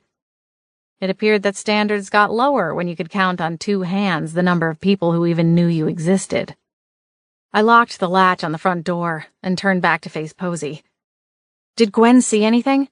Or hear about it from someone else? She was flying through on her morning rounds and saw the crowd at the mouth of the alley. She stopped to see what was causing such a ruckus and saw the body as they were shoving her into a body bag. She said there was a lot of blood. Posey shuddered. What happened? I shook my head. I really don't know, Posey. I showed up for my shift and she was there, already dead. I called the police and Chief Lincoln showed up with another deputy to lock down the scene. He questioned me for an hour or so and then cut me loose. Chief Lincoln said they have a forensics team coming in. That's all I know. Posey frowned, processing the information I'd given her. So tragic. Who would do such a thing? I don't know. I mean, Peg didn't exactly have a reputation for being the town's saint, but it's hard to imagine someone wanting her dead. Posey shimmered and headed for the door. I think I'll go stroll around town and see for myself. She floated through the front door, and I sighed to myself. I was torn between going back to my warm bed and doing something more productive with my unexpected day off. In the end, sleep won out. I woke to a frantic pounding. Sunlight was streaming through the windows, and I realized from the angle of the light that I'd been out all morning. The pounding started again, and I jumped out of bed to see what was so urgent. I jumped into my jeans and a cozy hooded sweatshirt before I ran out to the foyer to open the door. It occurred to me after the fact that I should probably be more careful whom I opened the door for, considering there was potentially a killer on the loose in the neighborhood. Luckily, I didn't find an axe-wielding psycho on the front porch. Instead, it was Cassie. Her skin was so pale that she could give Posey a run for her money. She met my wide-eyed stare with a panicked look. She was terrified. Holly, you have to help me. What's wrong?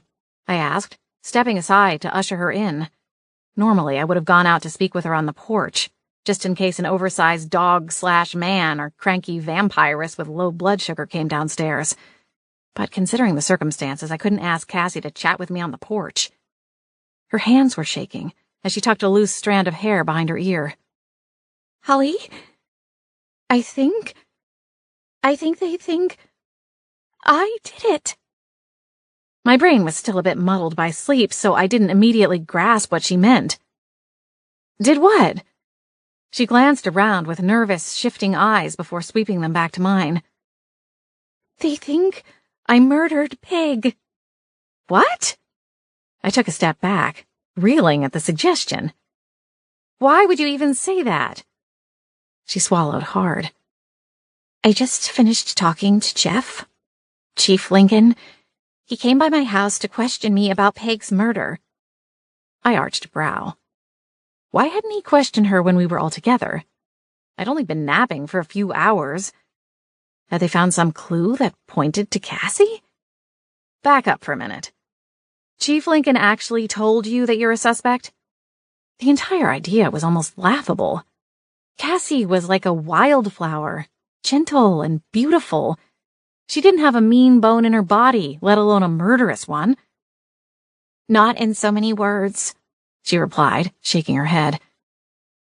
But there's something you don't know. Come on in. Let's go get you a cup of tea or something while you fill me in, I said, taking her by the elbow. I wasn't going to make her spill her guts right there in the front entry. I led her to the spacious kitchen and gestured for her to take a seat at the large farm-style table that dominated the eat-in dining area. Okay. Start at the beginning. Cassie took in a deep breath. Yesterday, after you left the shop, Peg and I got into an argument. An argument? I was beginning to sound like a juvenile pixie, repeating everything she said. I left her at the table and crossed to the stove where a large bright green enameled steel kettle was sitting on the stove. It wasn't a cauldron, but it did the job quite nicely without drawing too much attention from the handful of non-supers who stopped by the manor from time to time. The copper spout was built into the wall, its pipes creeping up the checkered backsplash. I tugged the spout over to the kettle and turned on the water to fill the pot. I turned on the front burner once the kettle was full, then rummaged through my personal tea cupboard beside the stove while the water heated. It would all be a lot more efficient with magic, but even though Cassie was distracted by her own dark thoughts, I didn't want to risk pulling out any tricks. What was the argument about? I asked, before pulling out an earth-colored ceramic container of my favorite blend of calming tea, a potent mixture of exotic herbs and spices from my own greenhouse behind the manor. I called it a tension tamer. Looking at her hands, Cassie said dully, "Peg accused me of stealing from the till." I dropped the small wooden scoop back into the tin and spun to face Cassie. "Are you serious?" Cassie nodded. "She said she'd been observing me for a while, and that my till counts were off. She knew that my family was struggling for money. I guess she connected those two things and jumped to a conclusion." "Oh, Cass, that's awful. I've had a few nights recently when I didn't balance out, but I thought someone had just miscounted when giving change back. It's not like I'm the only employee, and it was never a significant amount." My stomach churned as I tried to recall if I'd been at fault for the accounting errors. Having grown up in the Haven system, I hadn't been forced to learn American currency until much later in life. Before coming to Beechwood Harbor, I used it so sporadically that it was something I struggled to learn in my new job. If anyone had made a mistake behind the till, it was probably me. And now Cassie was suffering for my mistake. She said that I owed her $500, and that if I didn't pay it back by the end of the week, she was going to have to fire me. Cassie continued, her face glum. "And Kira, too." Wow. I wonder what crawled into her boots. "Boots?" Cassie looked over at me, her pert nose wrinkled. "I don't think I've ever seen Peg wear boots." I mentally kicked myself. It's just an expression. I don't know that I've heard that one." The kettle sang, and I hurried to pour the steaming water into 2 teacups from the cupboard above the stove. Each cup got a hearty scoop of the tension tamer blend and a generous dollop of honey. I wiggled my fingers over the tops of the cups to swirl the content. No point in dirtying a spoon. And then took them over to the table. "Thanks," Cassie said, glancing down to her cup of murky liquid. I smiled. "It tastes better than it looks. I promise." She laughed softly. "Sorry, I didn't mean—" "Cass, don't apologize." I sat down on the upholstered chair at the head of the table beside Cassie. "So how did the argument with Peg end?" "It didn't really. I got mad, told her she was off her rocker, and stormed out. That's why I wasn't there this morning for opening. My alarm went off just like normal, but I silenced it. I figured if I was going to get fired anyway, why bother? But then my backup alarm went off, and I gave myself a pep talk. I decided to go and prove her wrong. I need that job. Even if it barely pays the bills, it's better than nothing." I nodded. That explained why I was the first to arrive at the shop. "Well, be glad you didn't show up early. It wasn't pretty." Cassie frowned. "I'm sorry, Holly. You shouldn't have had to deal with that one all alone. Gosh, what a disaster." "Majorly." I took a sip of tea. The bitterness of the herbs balanced out with the sweetness of the honey into a pleasant, mild flavor that warmed me through and made me want to crawl back into my bed. "How did Chief Lincoln find out about the argument, though?" Cassie's cheeks went red. "The conversation wasn't exactly private." I arched a brow at her. "It started back in her office but kind of spilled out, and everyone that was in the shop at the time heard the worst parts." "Oh, no." I winced. Cassie sighed and arched a brow.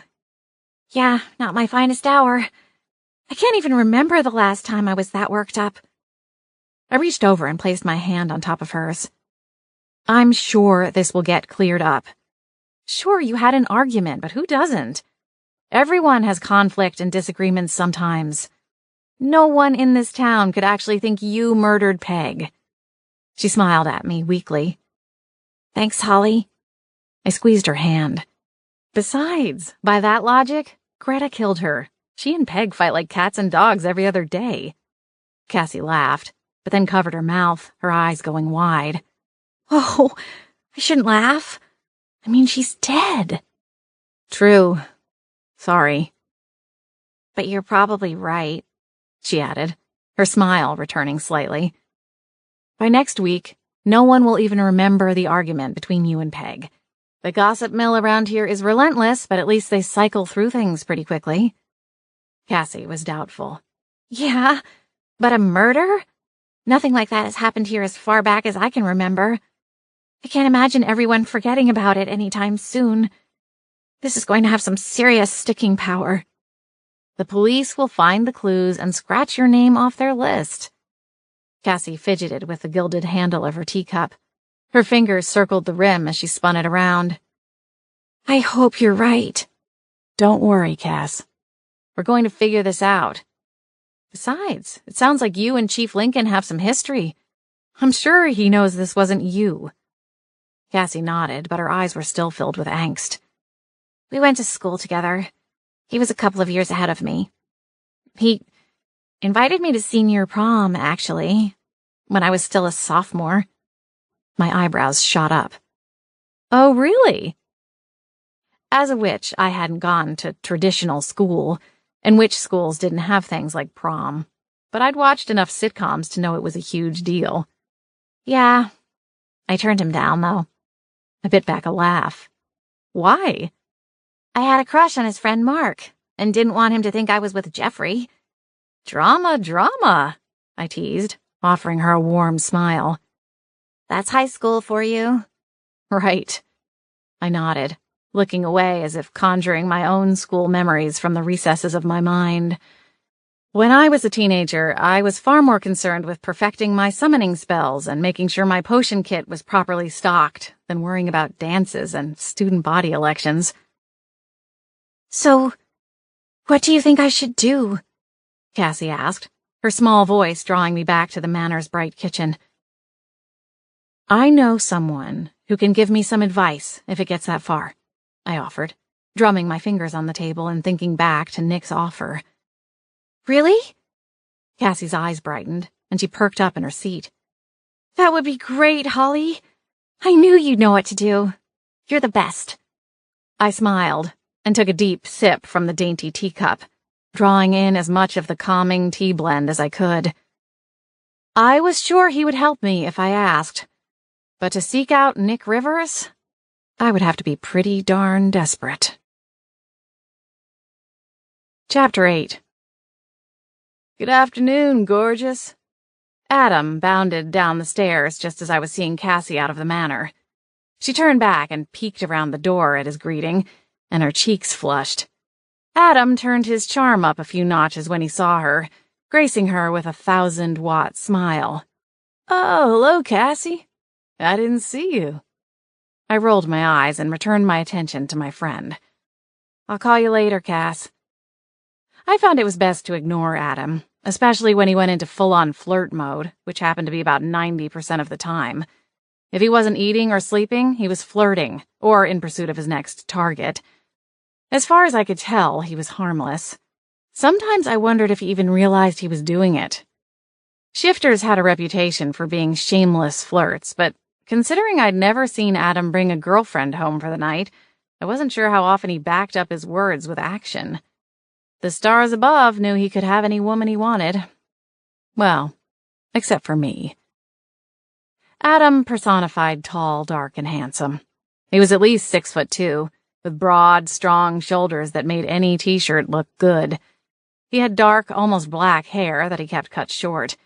His eyes were just as dark, but usually illuminated with a glint of mischief that accompanied a wicked, half-cocked grin that was hard to ignore. His square jaw was often coated with dark scruff that completed his bad boy persona to perfection.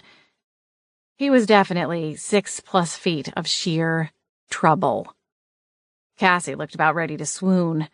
I caught her eye, and she blushed all the more, stuttering her goodbyes. Thanks, Holly. Bye, Adam. He raised a hand and flashed his signature smile. The poor girl faltered, stumbling over the threshold. She giggled to herself as she course-corrected and crossed the front porch. Adam chuckled behind me, and I rolled my eyes as I closed the door. Don't congratulate yourself too hard over there, Adam. I've recently realized that Cassie has shockingly low standards. You're grumpy, he pouted, crossing his arms as I spun around and started for the kitchen. I'm not grumpy. I could hear Adam on my heels, but didn't stop to address him. "What's wrong?" he asked, as we both went through the swinging door into the kitchen. "If you're not grumpy, then what is it? You seem tense." I pursed my lips and pivoted on my heel, swirling around to face him. "Gee, I wonder why.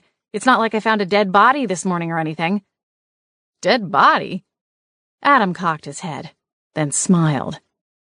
"Did Lacey get a hold of that paranormal investigator guy you told us about?" I shivered at the dark thought.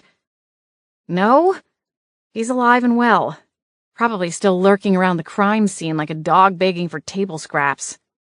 "That's offensive," he retorted, stalking across the kitchen to the floor-to-ceiling wall of cabinets that made up the pantry.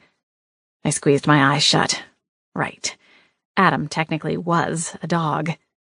"Sorry. You know what I meant." "I get it. You're not a dog person. At least not yet." He turned his head and waggled his eyebrows at me. I scoffed and went back to refreshing my cup of tea. I clearly needed a second dose. "It's more that Boots isn't a fan," I deadpanned. Adam chuckled, and I relaxed slightly. Even though he drove me crazy, I didn't want him to think I was trying to be mean to him. "So, who bit the dust?" he asked curiously. I bristled. "Do you have to say it like that?" He huffed a sigh and turned back to face me, a jumbo-sized jar of peanut butter in his hand. "Fine. Who died?" "Peg Holloway," I replied, sinking back into my seat at the table, my fresh cup of tea steaming. "What?" His teasing grin dropped away instantly. His eyes flashed with concern. "Really?" "Yeah." I nodded and set my tea back on the table. "I got to work this morning and found her in the alley behind the shop. Dead." "How?" "I don't know exactly, but it looked like she'd been hit on the head, and there were broken bottles of flavored syrups all over the ground by her car." "Let me guess. Peppermint?" The clothes I'd been wearing at the crime scene were buried in the hamper in my room. How could Adam still smell it on me? Do I still smell?" "A little bit.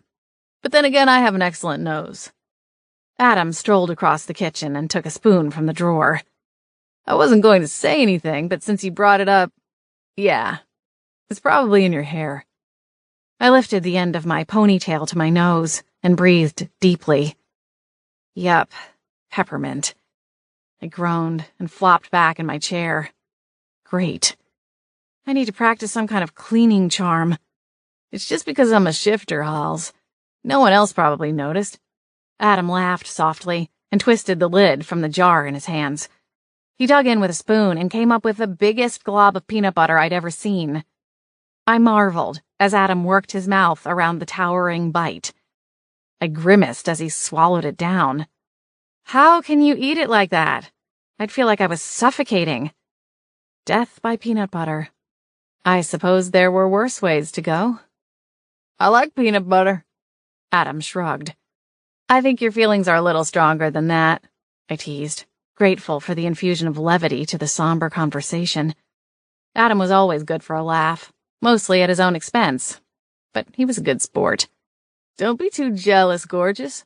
He grinned and flashed me a wink. I scoffed, but couldn't hold back a laugh. "You really are something else." He chuckled and fished out another massive bite of peanut butter. He paused, considering the glob on the end of his spoon. "Well, at least the murder case gets one problem off of our plate," he said, before stuffing the spoon into his mouth. I cringed. "You mean besides earning me an extra day off?" He laughed. "That too. I actually meant keeping the paranormal investigator out of our business. Maybe with a murder investigation, he'll be too busy to nose around here." "Oh, right. I suppose so." I nodded slowly, but then shifted my eyes back to Adam. "But something tells me he's not finished with us for good. It's not like Chief Lincoln is going to let him anywhere near the crime scene." Adam snorted. "Ain't that the truth?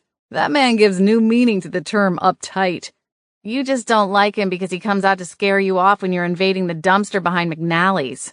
Hey, dogs gotta eat." He shrugged, unconcerned. That was the other thing about Adam. He radiated confidence and didn't care what anyone else thought about him. He owned who he was, and made it look good. McNally's has the best dumpster in town. I can't help it. I laughed. I know. Well, no, actually I don't, but the food inside the restaurant is good, so I get the gist. Adam had tried to explain shifting to me on multiple occasions. Most shifters cloaked their ability with a certain amount of secrecy. Not Adam. Adam was loud and proud. He'd tell you anything about anything. The only problem was figuring out whether he actually knew what he was talking about, or if it was all hot air. But when it came to shifter magic, I trusted his first-hand experience. According to him, shifters weren't like werewolves, where the change was inevitable, a monthly curse. Shifters could change at will. I'd asked him why shifters change at all. Why not just live a normal life? Most werewolves I'd talked to said they wished they could control their power, harness it, and make it more like shifting. Not that they would ever say it exactly that way. They would never want to come across as jealous of shifters. In any case, Adam had explained that with shifters, the magic builds up inside and eventually needs to be channeled into shifting. Apparently, it was also quite fun. Adam liked to shift on a regular basis, to stretch his legs, run through the woods, and be wild and free. However, after a long night of running the woods, he usually wound up in town, dumpster diving his way through the best leftovers that Beechwood Harbor had to offer. Obviously, you wouldn't eat out of a dumpster if it was by choice. I paused to consider him. At least I don't think you would. Adam laughed and screwed the cap back on the peanut butter jar. It's a hell of a lot cheaper that way, he said, flashing me a mischievous grin. I grimaced. I think I'll stick to takeout. Suit yourself. He pushed up from his chair and went to put the peanut butter back in the cabinet, tossing a glance over his shoulder. What was Cassie doing here this afternoon? Was she coming to see me now that she has the day off? I rolled my eyes and gulped down some more tea. No, surprisingly enough, she was not. She's worried that she's going to be a suspect. Of the murder? Adam screwed up his face in an almost comical expression of bewilderment. She's just being paranoid, which is exactly what I told her. Adam stashed the peanut butter back in the cupboard. His tidiness was his one redeeming quality, and came to sit beside me at the table. Why would she even think that? I mean, I don't know her that well because she usually gets all shy and flustered around me. He sat back in his chair and puffed his chest out. I tend to have that effect. Adam, he laughed. Just saying. Seriously, though, I can't imagine someone like her ever being accused of hurting anyone, let alone murdering them. Yeah, me either. But I guess she and Peg had a loud argument last night. Peg accused her of stealing from the till. Ouch. I nodded. From what she said, it wasn't pretty. But I don't think that's enough to flag her as a suspect. I'm sure the questions were just protocol. You know, part of the investigation. Shake every tree. I shrugged. Besides, she's got someone on the inside who will watch her back. What do you mean? I jolted, realizing that I'd said the last part out loud. It hadn't been meant for him. Oh, nothing, really. I just didn't realize that she and Chief Lincoln have known each other since grade school. Really? Yeah. Apparently a little bit of an unrequited romance on the Chief's part in their later years of high school. Double ouch. I laughed. That was a while ago. They seemed perfectly fine today. I'm sure Chief Lincoln will figure this case out soon and it will blow over. Hopefully. Adam leaned back in his chair, mulling over everything I'd explained. The kitchen door banged open and Lacey stalked into the room. Wrinkling her nose, she turned to me. What is that stench? I winced and spun around in my seat. Good morning, Princess of Darkness, Adam purred at Lacey's entrance. It's a little early for you, isn't it? With all the banging on the door, it was hard to stay asleep. Lacey glared at him, then shifted her angry stare to me. What have you been doing in here? I can smell the magic. No, you can't, I retorted before drinking down the rest of my tea. It was time to go. I smell something, she growled, stalking across the kitchen to the fridge. Peppermint? Adam offered, smirking over at me. I sighed. I made tea, That's all, Lacey. Magic tea, she corrected, wrinkling her nose. Fine, you caught me, Lacey. A witch just made magical tea. Someone call the Haven Herald to run an exclusive. Adam smiled at me and looked down at the remnants in the bottom of my cup. Was it really? I wonder why I didn't pick up on that. Because you're useless? Lacey offered as she closed the fridge, her hand wrapped around a white can with a gold label on the outside. She cracked the can open, crossed over to the china cabinet, and retrieved a crystal goblet. Lacey had expensive taste. She poured the thick ruby-red liquid out of the can and into the goblet. Synthetic blood to satiate vamps without harm to humans. Lacey was partial to the O-positive blend. Adam narrowed his eyes at her and then hopped up from the table. I'd love to stay and chat, Holly, but you know how I hate feeding time in the bat cave. Lacey bared her fangs at him, and he hustled from the room, his currently concealed tail between his legs. He loved to stir Lacey up, but often bailed before things got really ugly. Their all-out verbal brawls only happened about once a week. Everything else was tame in comparison. Thankfully. Otherwise, I'd have begged Harvey for a new residence a long time ago. I cringed at the reminder that Harvey was likely to pop up to ask questions with a murder in town. Harvey Culpepper was the agent assigned to me through the SPA and was responsible for keeping me safe and keeping others safe from me. Although most of the time that translated into needless babysitting. However, as they watched over all kinds of creatures, they tended to keep an eye on crimes reported within a certain radius of known supernaturals. Which was probably a smart move. Unfortunately, with my potion business being a little, let's say, undocumented, a visit from SPA was the last thing I wanted. Bat wings and broomsticks. Could this week get any worse? Already, we had a paranormal investigator sniffing around, a ghost on the edge of a breakdown, a vampire versus shifter battle brewing, a dead body, and a potential visit from Harvey. What else could go wrong? Chapter 9. With a free afternoon and a full mind, I did the only thing I knew to do that would help me unwind and clear my thoughts. I went to work in my garden. Behind the Beechwood Manor, there was an old potting shed that had been renovated into a greenhouse some time ago. When I moved in, I asked Posey if I could use it. She agreed that if I cleared out the cobwebs, it was all mine. A few afternoons and a little elbow grease later, still working on those magically propelled mops and brooms like in the movies, I had my own private gardening space to grow all the specialty herbs and plants needed for my potions. Over time, the greenhouse also became my sanctuary, a place to escape to when the world around me, or more likely my own roommates, got to be too much. Needless to say, I spent a lot of time in my garden.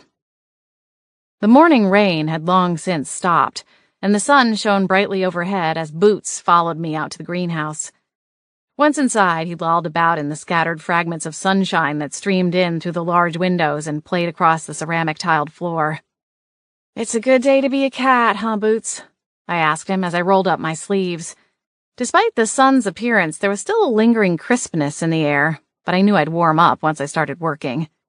Boots stretched out further, arching his feline back into a half-moon.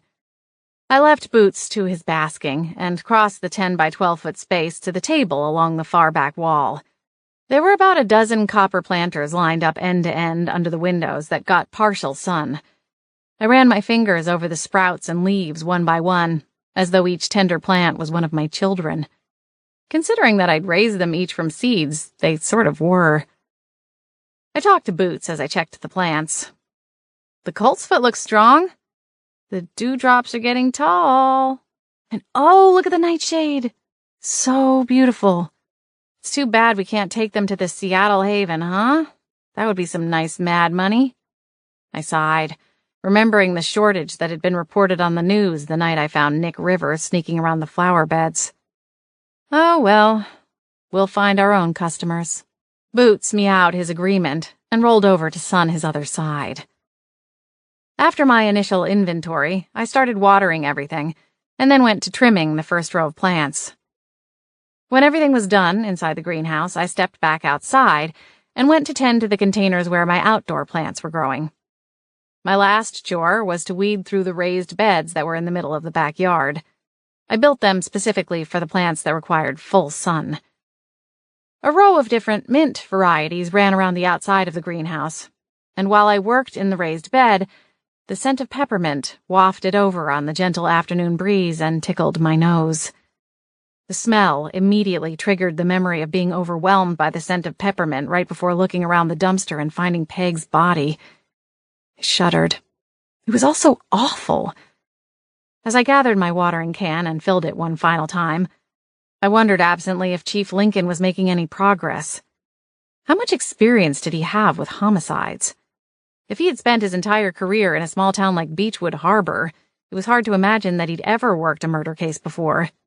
As Cassie said, things like that didn't happen here. I sighed deeply and squeezed my eyes closed as the sunlight poured down on my face. Poor Peg. She would never feel the caress of the sun on her skin again. We'd never been terribly close, but she'd given me a job when my resume was spotty at best, and had never gone out of her way to cause me any real trouble. Then again, she was always busy riling other people up. It was something of a specialty for her. Kind of like Adam. I shook my head, dismissing him from my thoughts. Peg might have been unpleasant, but who would have despised her enough to cold cock her with a bottle of peppermint syrup and leave her for dead in the alley behind her own shop? It was just wrong.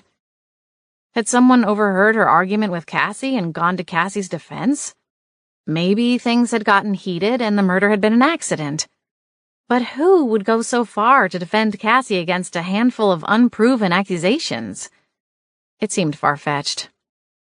There was no way of knowing what exactly had happened in that alley. It certainly wasn't up to me to figure it out. I had enough on my plate. All I wanted to do was keep my head down and not do anything that would risk losing my place at the manor. Beechwood Harbor was starting to feel like it could be the home I'd longed for since leaving my childhood home, the San Francisco haven. For the first time in a while, I had friends. And even though Posey, Adam, and Lacey could drive me nuts, living with them gave me a sense of family that I'd missed since my parents passed away years ago. I went back to the greenhouse, shaking away the dark thoughts like tossing off a thick cloak, and lost myself in harvesting what I needed to restock my potion supplies. When my basket was full, I rounded up boots and headed back inside the manor. I went to the kitchen and placed a magical lock on the door, freezing it in place. There was nothing that I despised more than being interrupted while I was working. I turned on some peppy music. I found it enhanced the potency of happiness potions, and sparked a fire under my green kettle on the stove. I figured I could get through a couple of batches before someone came knocking. Lacey was probably upstairs getting ready to go out for pageant practice. Adam was probably heckling her. And as far as I knew, Posey was still in town collecting gossip about Peg's murder. I hoped she would return with something helpful. As for Gary, the hulking mystery man who stayed in the room above mine, none of us were entirely sure what he was, but he appeared about as nocturnal as Lacey, and I couldn't remember ever seeing him in the kitchen. So, whatever he ate, it wasn't something we kept stocked. I shuddered to think of what that might imply. I hummed along with the familiar song, letting it carry me away from wondering what kinds of things were on Gary's menu, and went to work. I prepped all the fresh plant materials and then carefully combined the precisely measured ingredients to make a large batch of my specialty happiness potion, with my all-natural organic herbs, of course. By the time dinner rolled around, I had 5 vials filled and ready for sale. I released the lock on the door and set about cleaning up my workspace. When the kitchen was spotless, I pocketed the potions and went out into the hallway, calling for Boots to follow me. As soon as the kitchen door swung shut behind me, a cold chill swept over me, and I froze in place, staring at the hunched shoulders straight ahead of me. "Oh! Hello, Gary."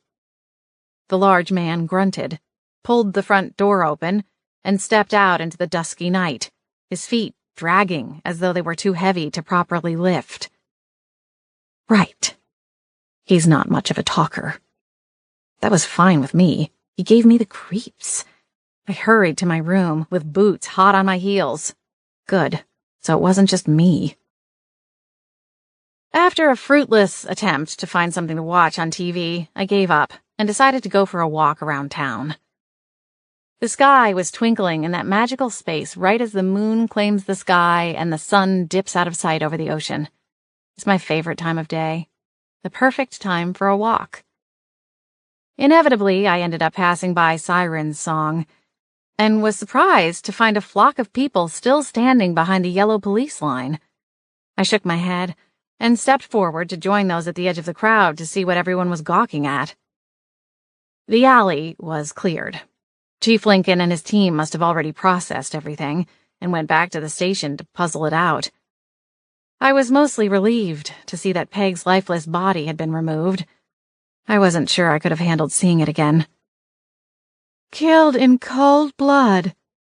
I turned as I heard the voice of Mrs. Grady, a regular at the coffee shop. She was talking to Mrs. Brooks, another regular. From the looks of their fresh curls, they'd both just made a trek from the Lucky Lady Salon, the gossip well that supplied the whole town. Mrs. Brooks shook her head at her friend's assessment. Just horrible. Poor Peg. Who would do such a thing? If you ask me, he was probably that new hooligan I've seen wandering the neighborhood. I leaned in a little closer in order to hear their conversation, but kept my face turned away so my eavesdropping wasn't too obvious. A hooligan? Mrs. Brooks repeated, thoroughly scandalized at the notion. Yes. Mrs. Grady nodded emphatically. Last night, I was out walking Dixie, and there was a strange man on the other side of the street.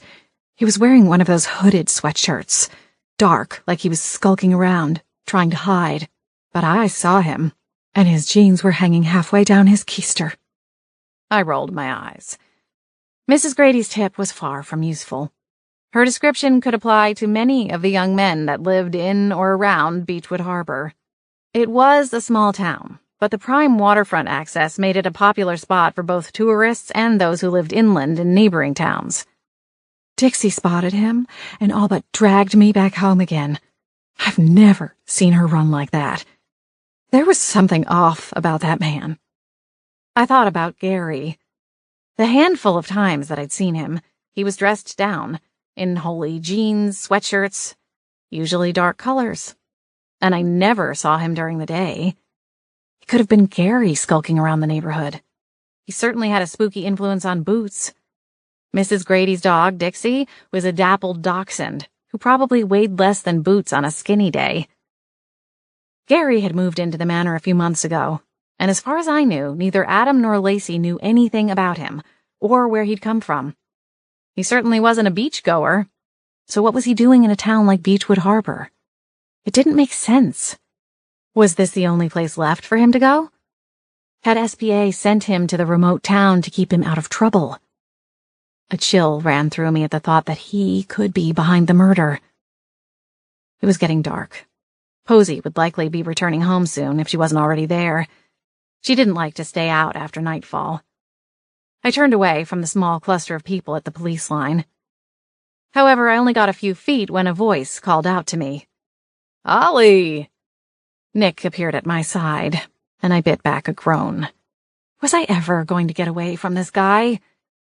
"Hello, Nick," I grumbled. Nick grinned at me.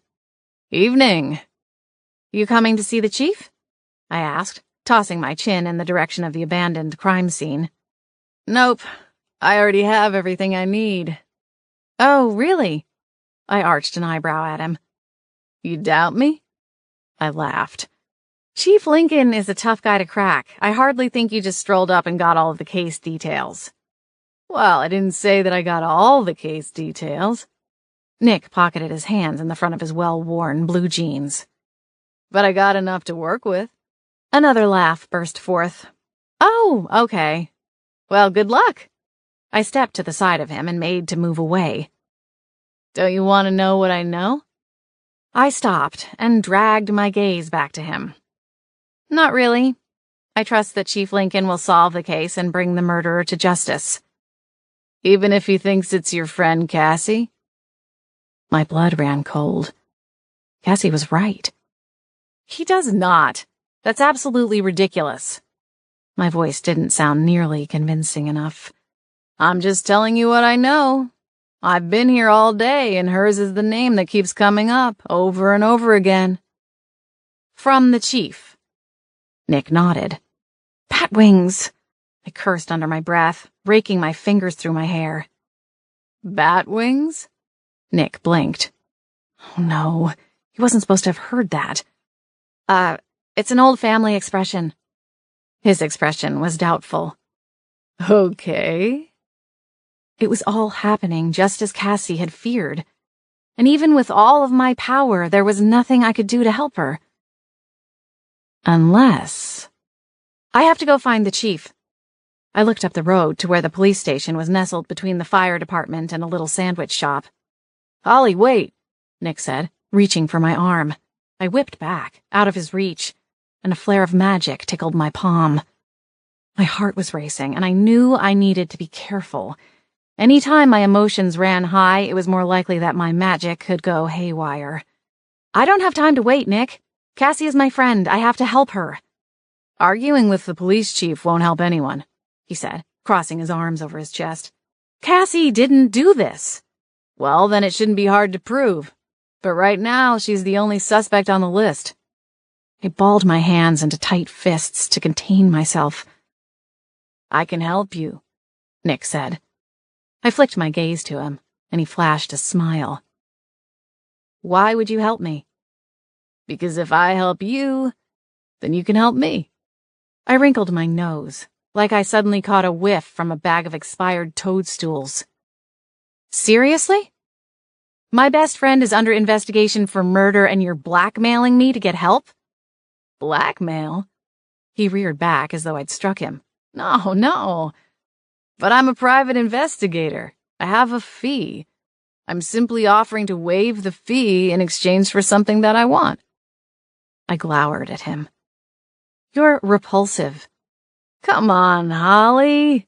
You let me run my tour of the manor and I'll help you prove Cassie's innocence.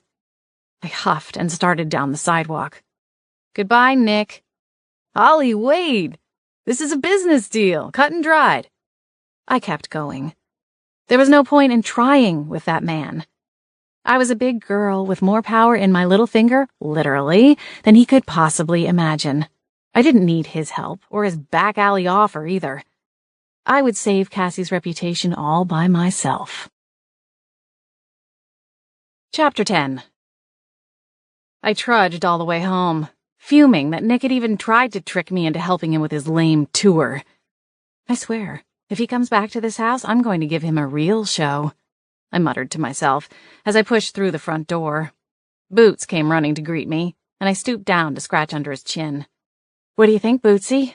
A week tangled in some fishnet vines should do the trick.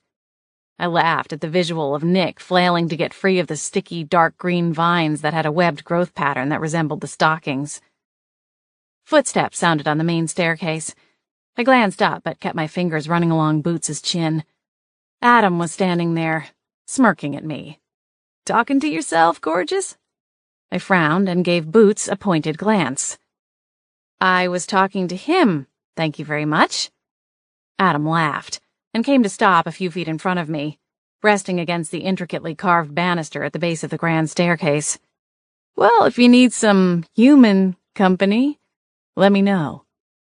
I rolled my eyes. Well, if there were any humans around here, he chuckled. You've had a rough day. Let me take you out for dinner. I promise to take your mind off all the drama. I sighed and pushed up from the floor. I straightened and gave Adam an exasperated glance. Are you ever off? What do you mean? Off? Ever since I moved in, you've been after me for a date. It's been 6 months, Adam. At what point do you start picking up on the clues I'm dropping that say I'm not interested? I mean, honestly, they could fill the bed of a dump truck by now. Adam laughed and folded his arms. I'm a persistent man / beast. I smiled despite myself. Adam was all kinds of charming, which made it impossible to ignore him completely. "I think you should move on to other targets," I said, my tone light and matter-of-fact. I wasn't mad at Adam for his persistent nature. Most of the time I found it flattering, but today my mind was too occupied elsewhere to give him proper banter in return, which was a shame, because it was usually a lot of fun. "Nah, I've still got more tricks up my sleeve." Adam grinned at me, then dropped his hands and shoved them into the front pockets of his worn jeans. "In any case, I do need to go rustle up something for dinner. You're welcome to come along. No strings." I eyed him, and then arched a brow. "Is it coming from the pickup window or the dumpster?" Adam laughed and shook his head. "Come on, Holly. Let's go." I glanced at Boots, wishing he could tell me what to do. I trusted his sense of judgment more than my own sometimes. He blinked once. "All right," I said, meeting Adam's dark eyes. "But first, have you seen Posey? I have something I need to ask her about." "She's in the study. I'll go get gussied up," he said, batting his eyes and miming like he had long, luxurious locks to fluff and primp, before jogging back up the stairs. "Okay, Lacey," I teased. I was still laughing to myself as I went down the hall past my room and opened the heavy wooden door to the study. "Posey?" I called softly, peering around the door. Over here. Her glum voice came from near the unlit fireplace. I entered the room on the balls of my feet. Posey was sitting in, strategically floating above, one of the two wingback chairs angled to frame the fireplace. They were upholstered in maroon crushed velvet and lent a gothic chic flavor to the formal room. It was filled with dark wood furniture, stained glass windows, and the scent of old books. "What are you doing in here all alone?" I asked, taking the seat opposite her. I smoothed my hands over the thighs of my dark jeans. "I needed some peace and quiet," she replied, shifting her gaze to me in slow motion. "Is everything all right?" It was incredibly important that the answer was yes, for all of our sakes. She dragged her eyes back to the empty, cold fireplace. "Yes, I just feel deflated after hearing about the murder." "Everyone is still gathered outside the alley." "Yes, I saw that on my way back here. It's so tragic." "Did you learn anything about who might have done it?" Posey leveled her stare at me. "Mostly people were talking about the argument Peg had with that friend of yours." A flicker of fear ran through me. "Oh." "She seems like a nice girl, though," Posey added, absently. "Did you need something, Holly? I think I might go up to the attic." I wiped the sweat from my palms on the denim, and then folded them in my lap. "If you have a minute, I did have a couple of questions. About Gary." "Gary?" She glanced back over at me, her thick eyebrows rising above her dark-rimmed spectacles. "What about him? He's not causing trouble, is he?" I shook my head. "No. Well, at least not that I know of." "I'm afraid I'm not following." I blew out a puff of air. "How does it work when new tenants move into the Beechwood Manor? I was moved here by my SPA agent, Harvey. I didn't have to fill out paperwork or anything. I'm just curious how you get new tenants, like Gary. Where do we all come from?" "Oh, well, I have an arrangement with SPA. They keep the manor's deed and handle the legal side of things for me. In exchange for that, I provide 4 rooms for rent. Whenever there is a vacancy, they seek to fill it with paranormals like yourself, who have trouble fitting in within the Haven system." I gave a small nod. Trouble fitting in with the Haven system? That was certainly one way of putting it. I pressed on, knowing my window was closing. Posey wanted to leave, and Adam was waiting for me. I drew in a breath and cut right to the quick. "Okay, so when Gary came here, were you aware of the kind of trouble he was having?" "Not really." Posey shook her head. I don't require much information as long as they pay their rent to keep the house running and the taxes paid, and they keep to themselves. I don't need to know the specifics of what led them here. I sighed. But Posey, what if someone dangerous moved in? Posey's gaze sharpened to a hawk-like expression. You think Gary is dangerous? I hesitated.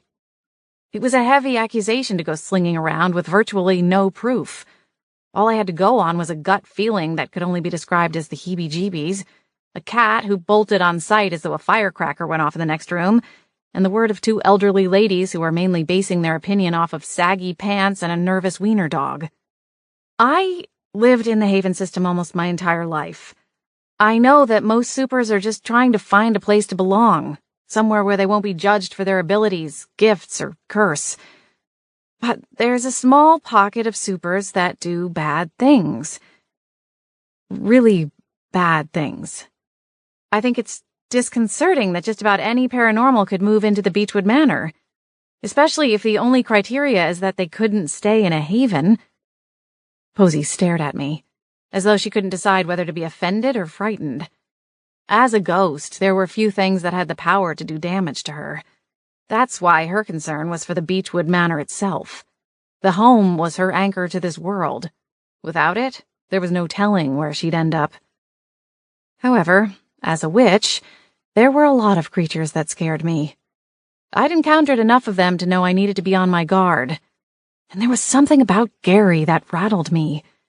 At first, I'd told myself it was simply because I couldn't identify him, but now, after hearing what Mrs. Grady had said, and thinking about the fact that he could be linked to Peg Holloway's murder, a series of alerts inside my mind were flashing and screaming for me to get to the bottom of it sooner rather than later. I don't know what you expect me to do, Holly. If you want Gary removed from the house, I'm afraid you have to take that up with SPA. I nodded, inwardly groaning at the prospect. Well, what do you know of him? I've barely seen him more than a handful of times, and I don't think he's ever said anything more than 3 or 4 words. Do you know what he is? Posey glanced from side to side, as though worried we might be overheard. The study door was shut, and I hadn't seen anyone else wandering around besides Adam, but maybe Posey's ghost senses were telling her to be on guard. I wasn't sure how the whole ghost thing worked. I think he's a gargoyle. A gargoyle? I repeated it with a mystified exhale. I couldn't remember meeting a gargoyle before. But they were reclusive creatures who tended to keep odd hours, preferring the cover of darkness. Check, check, and check. Gary the gargoyle. Have you met one before? Posey asked.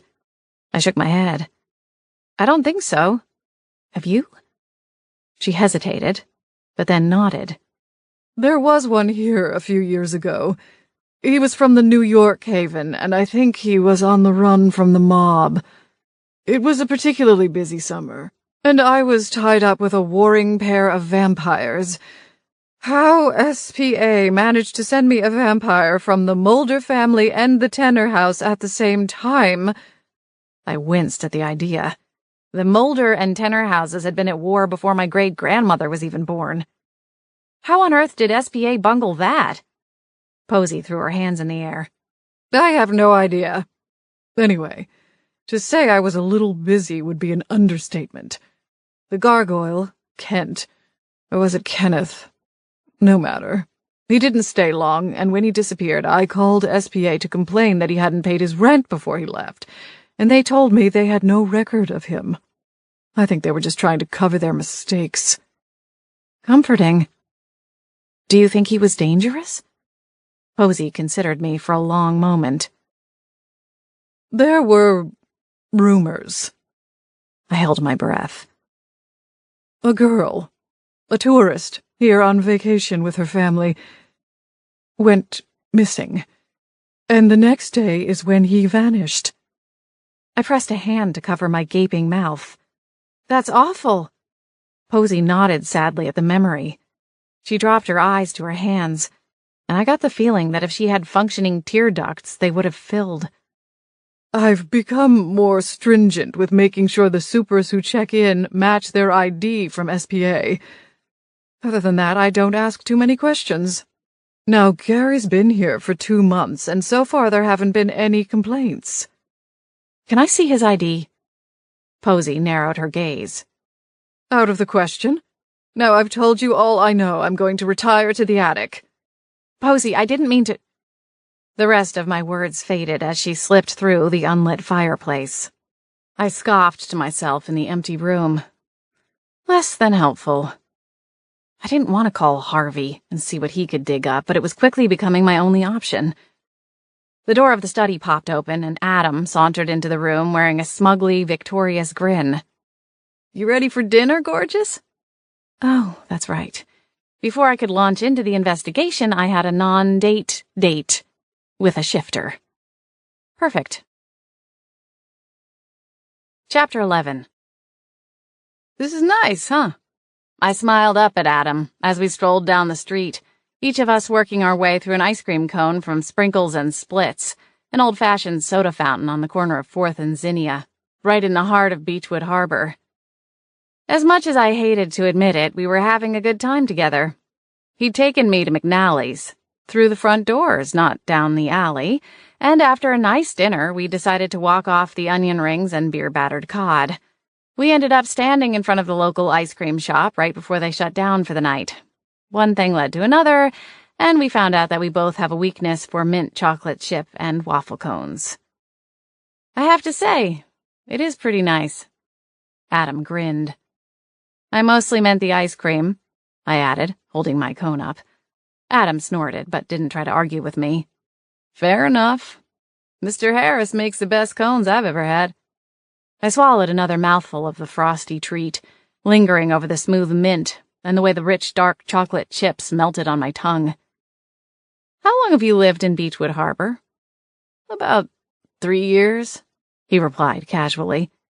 He took a bite out of his cone and then shifted his attention back to me. I was in the Boston Haven before moving up here. Why did you leave the Havens? Adam took another bite. The shifters in Boston were on the verge of a turf war. I got out before it got too carried away, but I decided I didn't want to go through all the work of finding a new crew. I decided that I'm more of a lone wolf. Well, dog, I guess. Well, not that much of a loner, apparently. You did end up in a house full of supernaturals. I guess that's true. Adam chuckled. The location of the manor is nice. I have a lot of space to run around, and if anyone sees me in my beast form, they just figure they saw a wolf. As long as I stay out of the way, I can live a normal life here. Well, as normal as you can, considering that you spend most of your days arguing with a wannabe beauty queen vampiress. Adam dropped his head back and roared with laughter. Seriously, what the heck is all that about anyway? I keep thinking she's going to give it up, that one day she's going to realize how insane she sounds and stop going on about it, but so far? Yeah. I overheard her singing practice the other day from the hall outside her bathroom. I cringed at the memory of the screechy rendition of a song made famous by Petra, the witch pop star. Let's just say it's a good thing she's going to ace the bikini portion of the pageant because the talent is lacking. Adam pulled a face. I can't decide if I want her to win or lose. I smiled. You know what I think? I think you like her. Why would you think that? You just said it yourself. We're at each other's throats. Sometimes literally, 90% of the time. It's classic boy meets girl. You tease her because you like her. I swallowed down another smooth bite from my cone and licked the sugary coating from my lips. Adam grinned at me, shaking his head. You're way off base on this one, Holly. I shrugged. We'll see. Let me ask you something, Adam said, still grinning at me. What would I be doing here with you on a— I held up a finger, interrupting him. It's not a date. He chuckled. My question still stands. I don't know. I think you like the chase. I tossed my long hair over my shoulder and popped the last bite of cone into my mouth. Adam nodded. So considering you're here with me, does that mean I've caught you? I stopped walking, something across the street catching my eye. Adam sighed. Holly, I was just— Wait. I held up my hand to stop him. My mind was racing in an entirely new direction, and our previous conversation fell to the wayside. I hadn't realized where we'd been walking, but now, from across the street, I could see the dark outline of Siren's song. Oh, the tape's still up, Adam said, stopping at my side. They must still be working on the case. That's gotta be a good sign for Cassie. If they had enough to arrest her, they would have taken all this down. That's probably true. I started to turn away when an idea sparked. I slid my gaze over to Adam. But they're gone for the night. Looks like it. Without another word, I started jogging across the deserted street. Holly, Adam hissed after me. I stopped at the police tape and stared down the alley. Holly, what are you doing? Adam said, catching up to me. What was I doing? I couldn't cross the line and risk getting tangled up with Chief Lincoln or anyone else in the Beechwood Harbor PD. But I had to find out what had really happened. If it was Gary, I needed to know, so that I could protect myself and my roommates. That would also clear Cassie. Surely, if there was a paranormal element in play, Adam and I could sniff it out. A normal cop might not see something that would stand out to one of us. I hadn't filled him in on my theory about Gary, or my conversation with Posey and the possibility that Gary was a gargoyle. I wasn't sure what he would think. Adam had probably met far more dangerous creatures than me, especially if he was from the Boston Haven. A big city like that was undoubtedly full of all kinds of interesting supers with varying backgrounds. I turned to face Adam. His dark eyes were wide, and a faint amber glow was ringing his pupils. He was ready to shift. I have to find out what happened, Adam. I don't think this is a good idea. His voice was low, almost a growl. Then you stay here and keep watch. I'm just going to take a quick look and I'll be right back. Adam grabbed my arm. Are you sure about this? I considered him, and then looked back over the police line. I have to see what I can find out. For Cassie. All right, but let's hurry. Adam nodded and pulled up the yellow tape. Ladies first. I laughed softly. So chivalrous, considering the circumstance. One shouldn't lose their manners, even when breaking and entering. Don't forget trespassing and tampering with a crime scene. I smiled and slipped under the line. He groaned. Perfect. Just how I like to end all of my non-date dates. Come on. I scuttled down the alley, light on my feet, and once I was out of view of the street, I conjured an orb of light. I held up my palm and spread the fragments of light from the glowing ball to give us a better look at the dark alley. It looked more or less the same as it had that morning when I'd appeared on the other side of the dumpster. With my free hand, I ran my fingers over the locket resting against my chest. It didn't hold a protection charm, but it made me feel safer all the same. Adam was right at my side, taking the same care with his footsteps. I'd never seen him so cautious before. He was normally more of a bull in a china shop kind of guy. He sniffed the air. Still smells like peppermint. I nodded, smelling the traces of the pungent scent. Hey, if you were in your beast form, your senses would be even higher, right? Adam nodded. I suppose. But I'd probably doggy barf all over with this damn peppermint stench. Yeah, but you might be able to get past that and get us a clue. He frowned, looking doubtful. I tugged on his sleeve. Come on, Adam. All right. Don't get your broomstick in a knot. I wrinkled my nose. My broomstick in a knot? What is that even supposed to mean? He chuckled. I don't know. I was improvising. Hang tight, gorgeous. He pulled his shirt off, and I swallowed hard, forgetting that he would need to strip down before changing. I'd seen Adam in beast form on multiple occasions, but had never been around when he was actually changing. I'm going to go inside. You see what you can find out here. Adam chuckled at my shaky tone. I launched myself at the back door when I heard him start removing his jeans. I unlocked the door, pushed inside, and quickly closed it behind me. Phew! I flicked my wrist and sent the orb of light overhead to flood the space with light. I didn't want to risk turning on the overhead lights. The front of the shop was almost entirely made of windows, so if I flicked on the lights, I would risk having some pedestrian call the cops and report the crime scene was being tampered with. Which, to be fair, it was. With my own orb of light, I could control it, and keep it much lower, and point it at only the things I wanted to look at, and extinguish it in a snap, literally, if someone wandered by. I glanced around the space, trying to decide where to go first. The dark laminate floors, made to look like cherry wood, were clean and polished, despite the day of heavy foot traffic.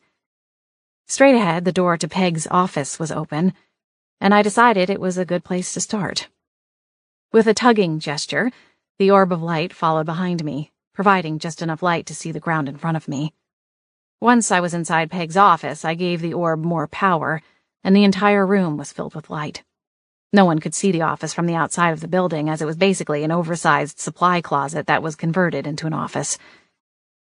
It was clear that the forensic team had been through the space. Papers and folders were ruffled and out of order, and 2 desk drawers were still pulled open a few inches. Peg was a meticulous lady who would have never left her office in such a mess. The stack of papers on the desk was fanned out, and I glanced through them one at a time, still not sure what I was looking for. But when I found a thick bundle of pages held together with a black paperclip, with a post-it on the front labeled Urgent, I stopped. I picked the papers up and flipped through each one. It appeared to be some kind of contract regarding Siren's song. Had Peg been trying to sell the coffee shop? I hadn't heard anything about it, but that didn't mean it wasn't happening. I'd only been an employee for a handful of months, so I definitely wasn't on her list of confidants. I didn't even think she liked me all that much. Then again, Peg had never been overly friendly with anyone, so I didn't feel alone in that camp. I got to the last page of the contracts, past all the legal mumbo-jumbo that most humans didn't understand, let alone a witch who was raised in a completely different kind of society, one where people didn't sue each other over spilled hot coffee or potholes in the road, and sucked in a small breath as I realized what the papers were all about. A man named Philip Tanner was suing Peg for half of Siren's song, or at least half of the money it had generated over the last 5 years. What in the world? I read the details again, committing them to memory. Batwings. This is major. I set the pages back where I found them and rifled through the rest of the papers. Nothing stood out. Everything else was either a receipt for an order, a spreadsheet page from past month's sales, or payroll details. I found a page with Cassie's clocked hours, with Peg's chicken scratch writing in the margins. She must have been tracking Cassie's hours and the discrepancies from the till to see if there was crossover. I grimaced, hoping that she had been wrong about Cassie. I knew that Cassie hadn't murdered Peg, but the issue with the missing till money was a different issue altogether. I couldn't imagine Cassie stealing from the till, but at the same time, she made minimum wage and relied on tips to get her through. With her current family situation and the financial hardship they were under, it wasn't that out of the question that she might have done something rash under the terrible pressure. Peg continually refused to give her a promotion. Maybe she had decided to take matters into her own hands and skim a little off the top. I shook my head, banishing the thought. Hot guilt ran over me as I realized how far I'd fallen down the rabbit hole. I knew better. No, there was no way that Cassie stole the money, and she definitely did not kill Peg. But then who did? This Philip Tanner? What was the connection there? I picked up the contracts again. They were calling to me for some reason. I was halfway through a second pass when a loud bang sounded from the alley. I jumped, and my hand brought up a stunning spell, ready to fire at whatever the source of the noise was. Outside, it sounded as though something large crashed into the metal dumpsters. Then my spine went ramrod straight at a low, guttural growl. Adam. Chapter 12. Adam? I bolted back through the shop, nearly slipping on the slick floors, and crashed into a solid form. Ollie? A flashlight beam hit me in the face and temporarily blinded me. Nick? I blinked the fuzzy spots from my view and backed up a step. When my eyes could focus again, I narrowed them at the dark outline in front of me. Batwings! Nick, what are you doing here? Nick's flashlight illuminated the space between us. What are you doing here? This is a crime scene, Holly. You might have noticed the tape out front. I crossed my arms. Uh-huh. And where's your badge, Mr. Rivers? He grimaced. Fine. You're here, I'm here. We might as well work together. Afterward, I'll walk you home. There's a massive stray on the loose out there. I bristled at his commanding tone. He's not a stray. His name is Adam. You have a dog? He glanced over his shoulder back into the alley. Batwings. I pressed my eyes closed and wished I'd stayed home. No, I mean, he's not my dog, but I know of him. Yeesh, this was going to be complicated if Nick and Adam ever met when Adam was not a dog. Sometimes being supernatural was a real pain in the tush. Nick stepped inside and I backed up to make room.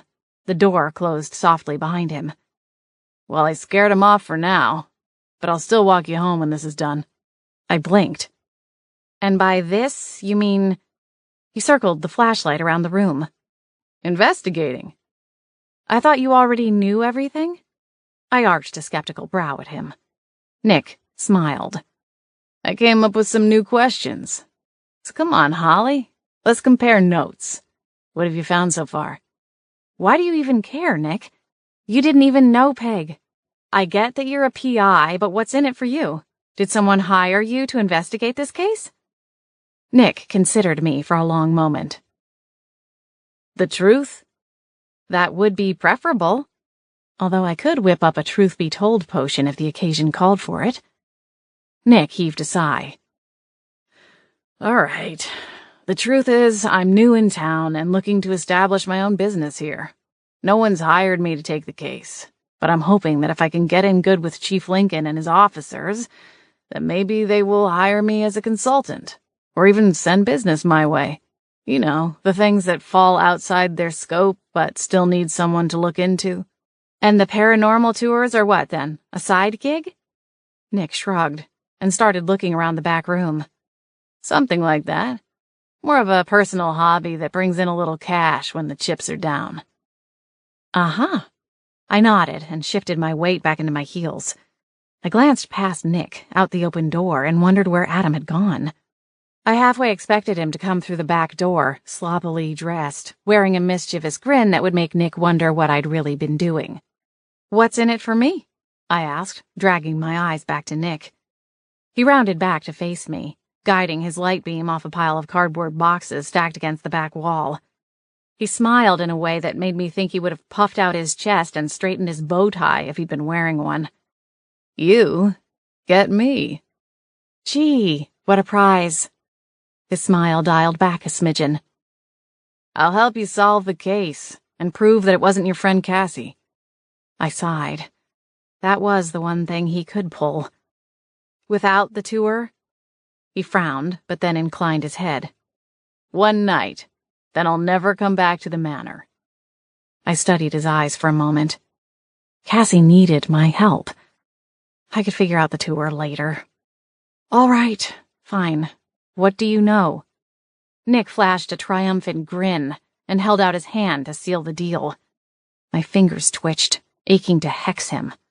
Instead, I swallowed hard and set aside the havoc that would come my way once Posey found out that for one night she was going to be hosting a spookathon. It was almost comical. Except it wasn't. Adam and Lacey were going to kill me. One night, Nick. That's all I'm giving you. He chuckled, and I ground my teeth at the double meaning of my statement. You know what I mean. He got it together long enough to answer, Yup. One night at your place, Holly. He all but wiggled his eyebrows at me. I huffed and started to push past him for the door. I'd had enough. Come on, he said, his laughter dying off. He snagged my arm and reeled me back in. I balled my hands into tight fists and planted them on my hips. Spill what you know, or I'm out of here, and I'll spend the next 6 months making your life so miserable that you'll fly out of town fast enough to make the street signs spin around in your wake. He blinked hard at my threat. Apparently, I could be scary even without magic flinging from my hands. Good to know. With what I'd gathered about Nick, It likely wasn't the last time I would need to shake him up. He held up his hands. Okay, you win. The forensics team found a pair of shoes in the dumpster 2 doors down from here. They were coated in peppermint syrup. Nick tiptoed away and started poking around again. And of course that was the murder weapon. I grimaced. I still can't believe someone really smashed one of those bottles into Peg's head hard enough to kill her. Yup. Pretty gruesome way to go, if you ask me. I shuddered. Not to mention smelly. Nick stifled a laugh and started toward Peg's office. I gasped, suddenly remembering that my magic orb of light was still hanging inside. Nick turned back at my gasp. What? Did you see something? No. But I remembered that yesterday, Peg got a phone call before I left for the day. She wrote some notes on the pad we keep by the phone. Maybe that has something to do with it. Let's go look. Nick took off down the short hall, heading for the front of the shop. I found it funny that he was set on leading the way when I was the one who had worked in the shop for 4 months. Whatever. It worked. I hung back as he disappeared around the corner and then bolted back to snap my fingers at the orb. The light vanished in a soft poof, and I heaved a sigh of relief. That would have been hard to explain away. I really need to work on my memory charms, I reminded myself as I jogged to catch up with Nick. When I rounded the corner, he was standing at the cordless phone base. This pad?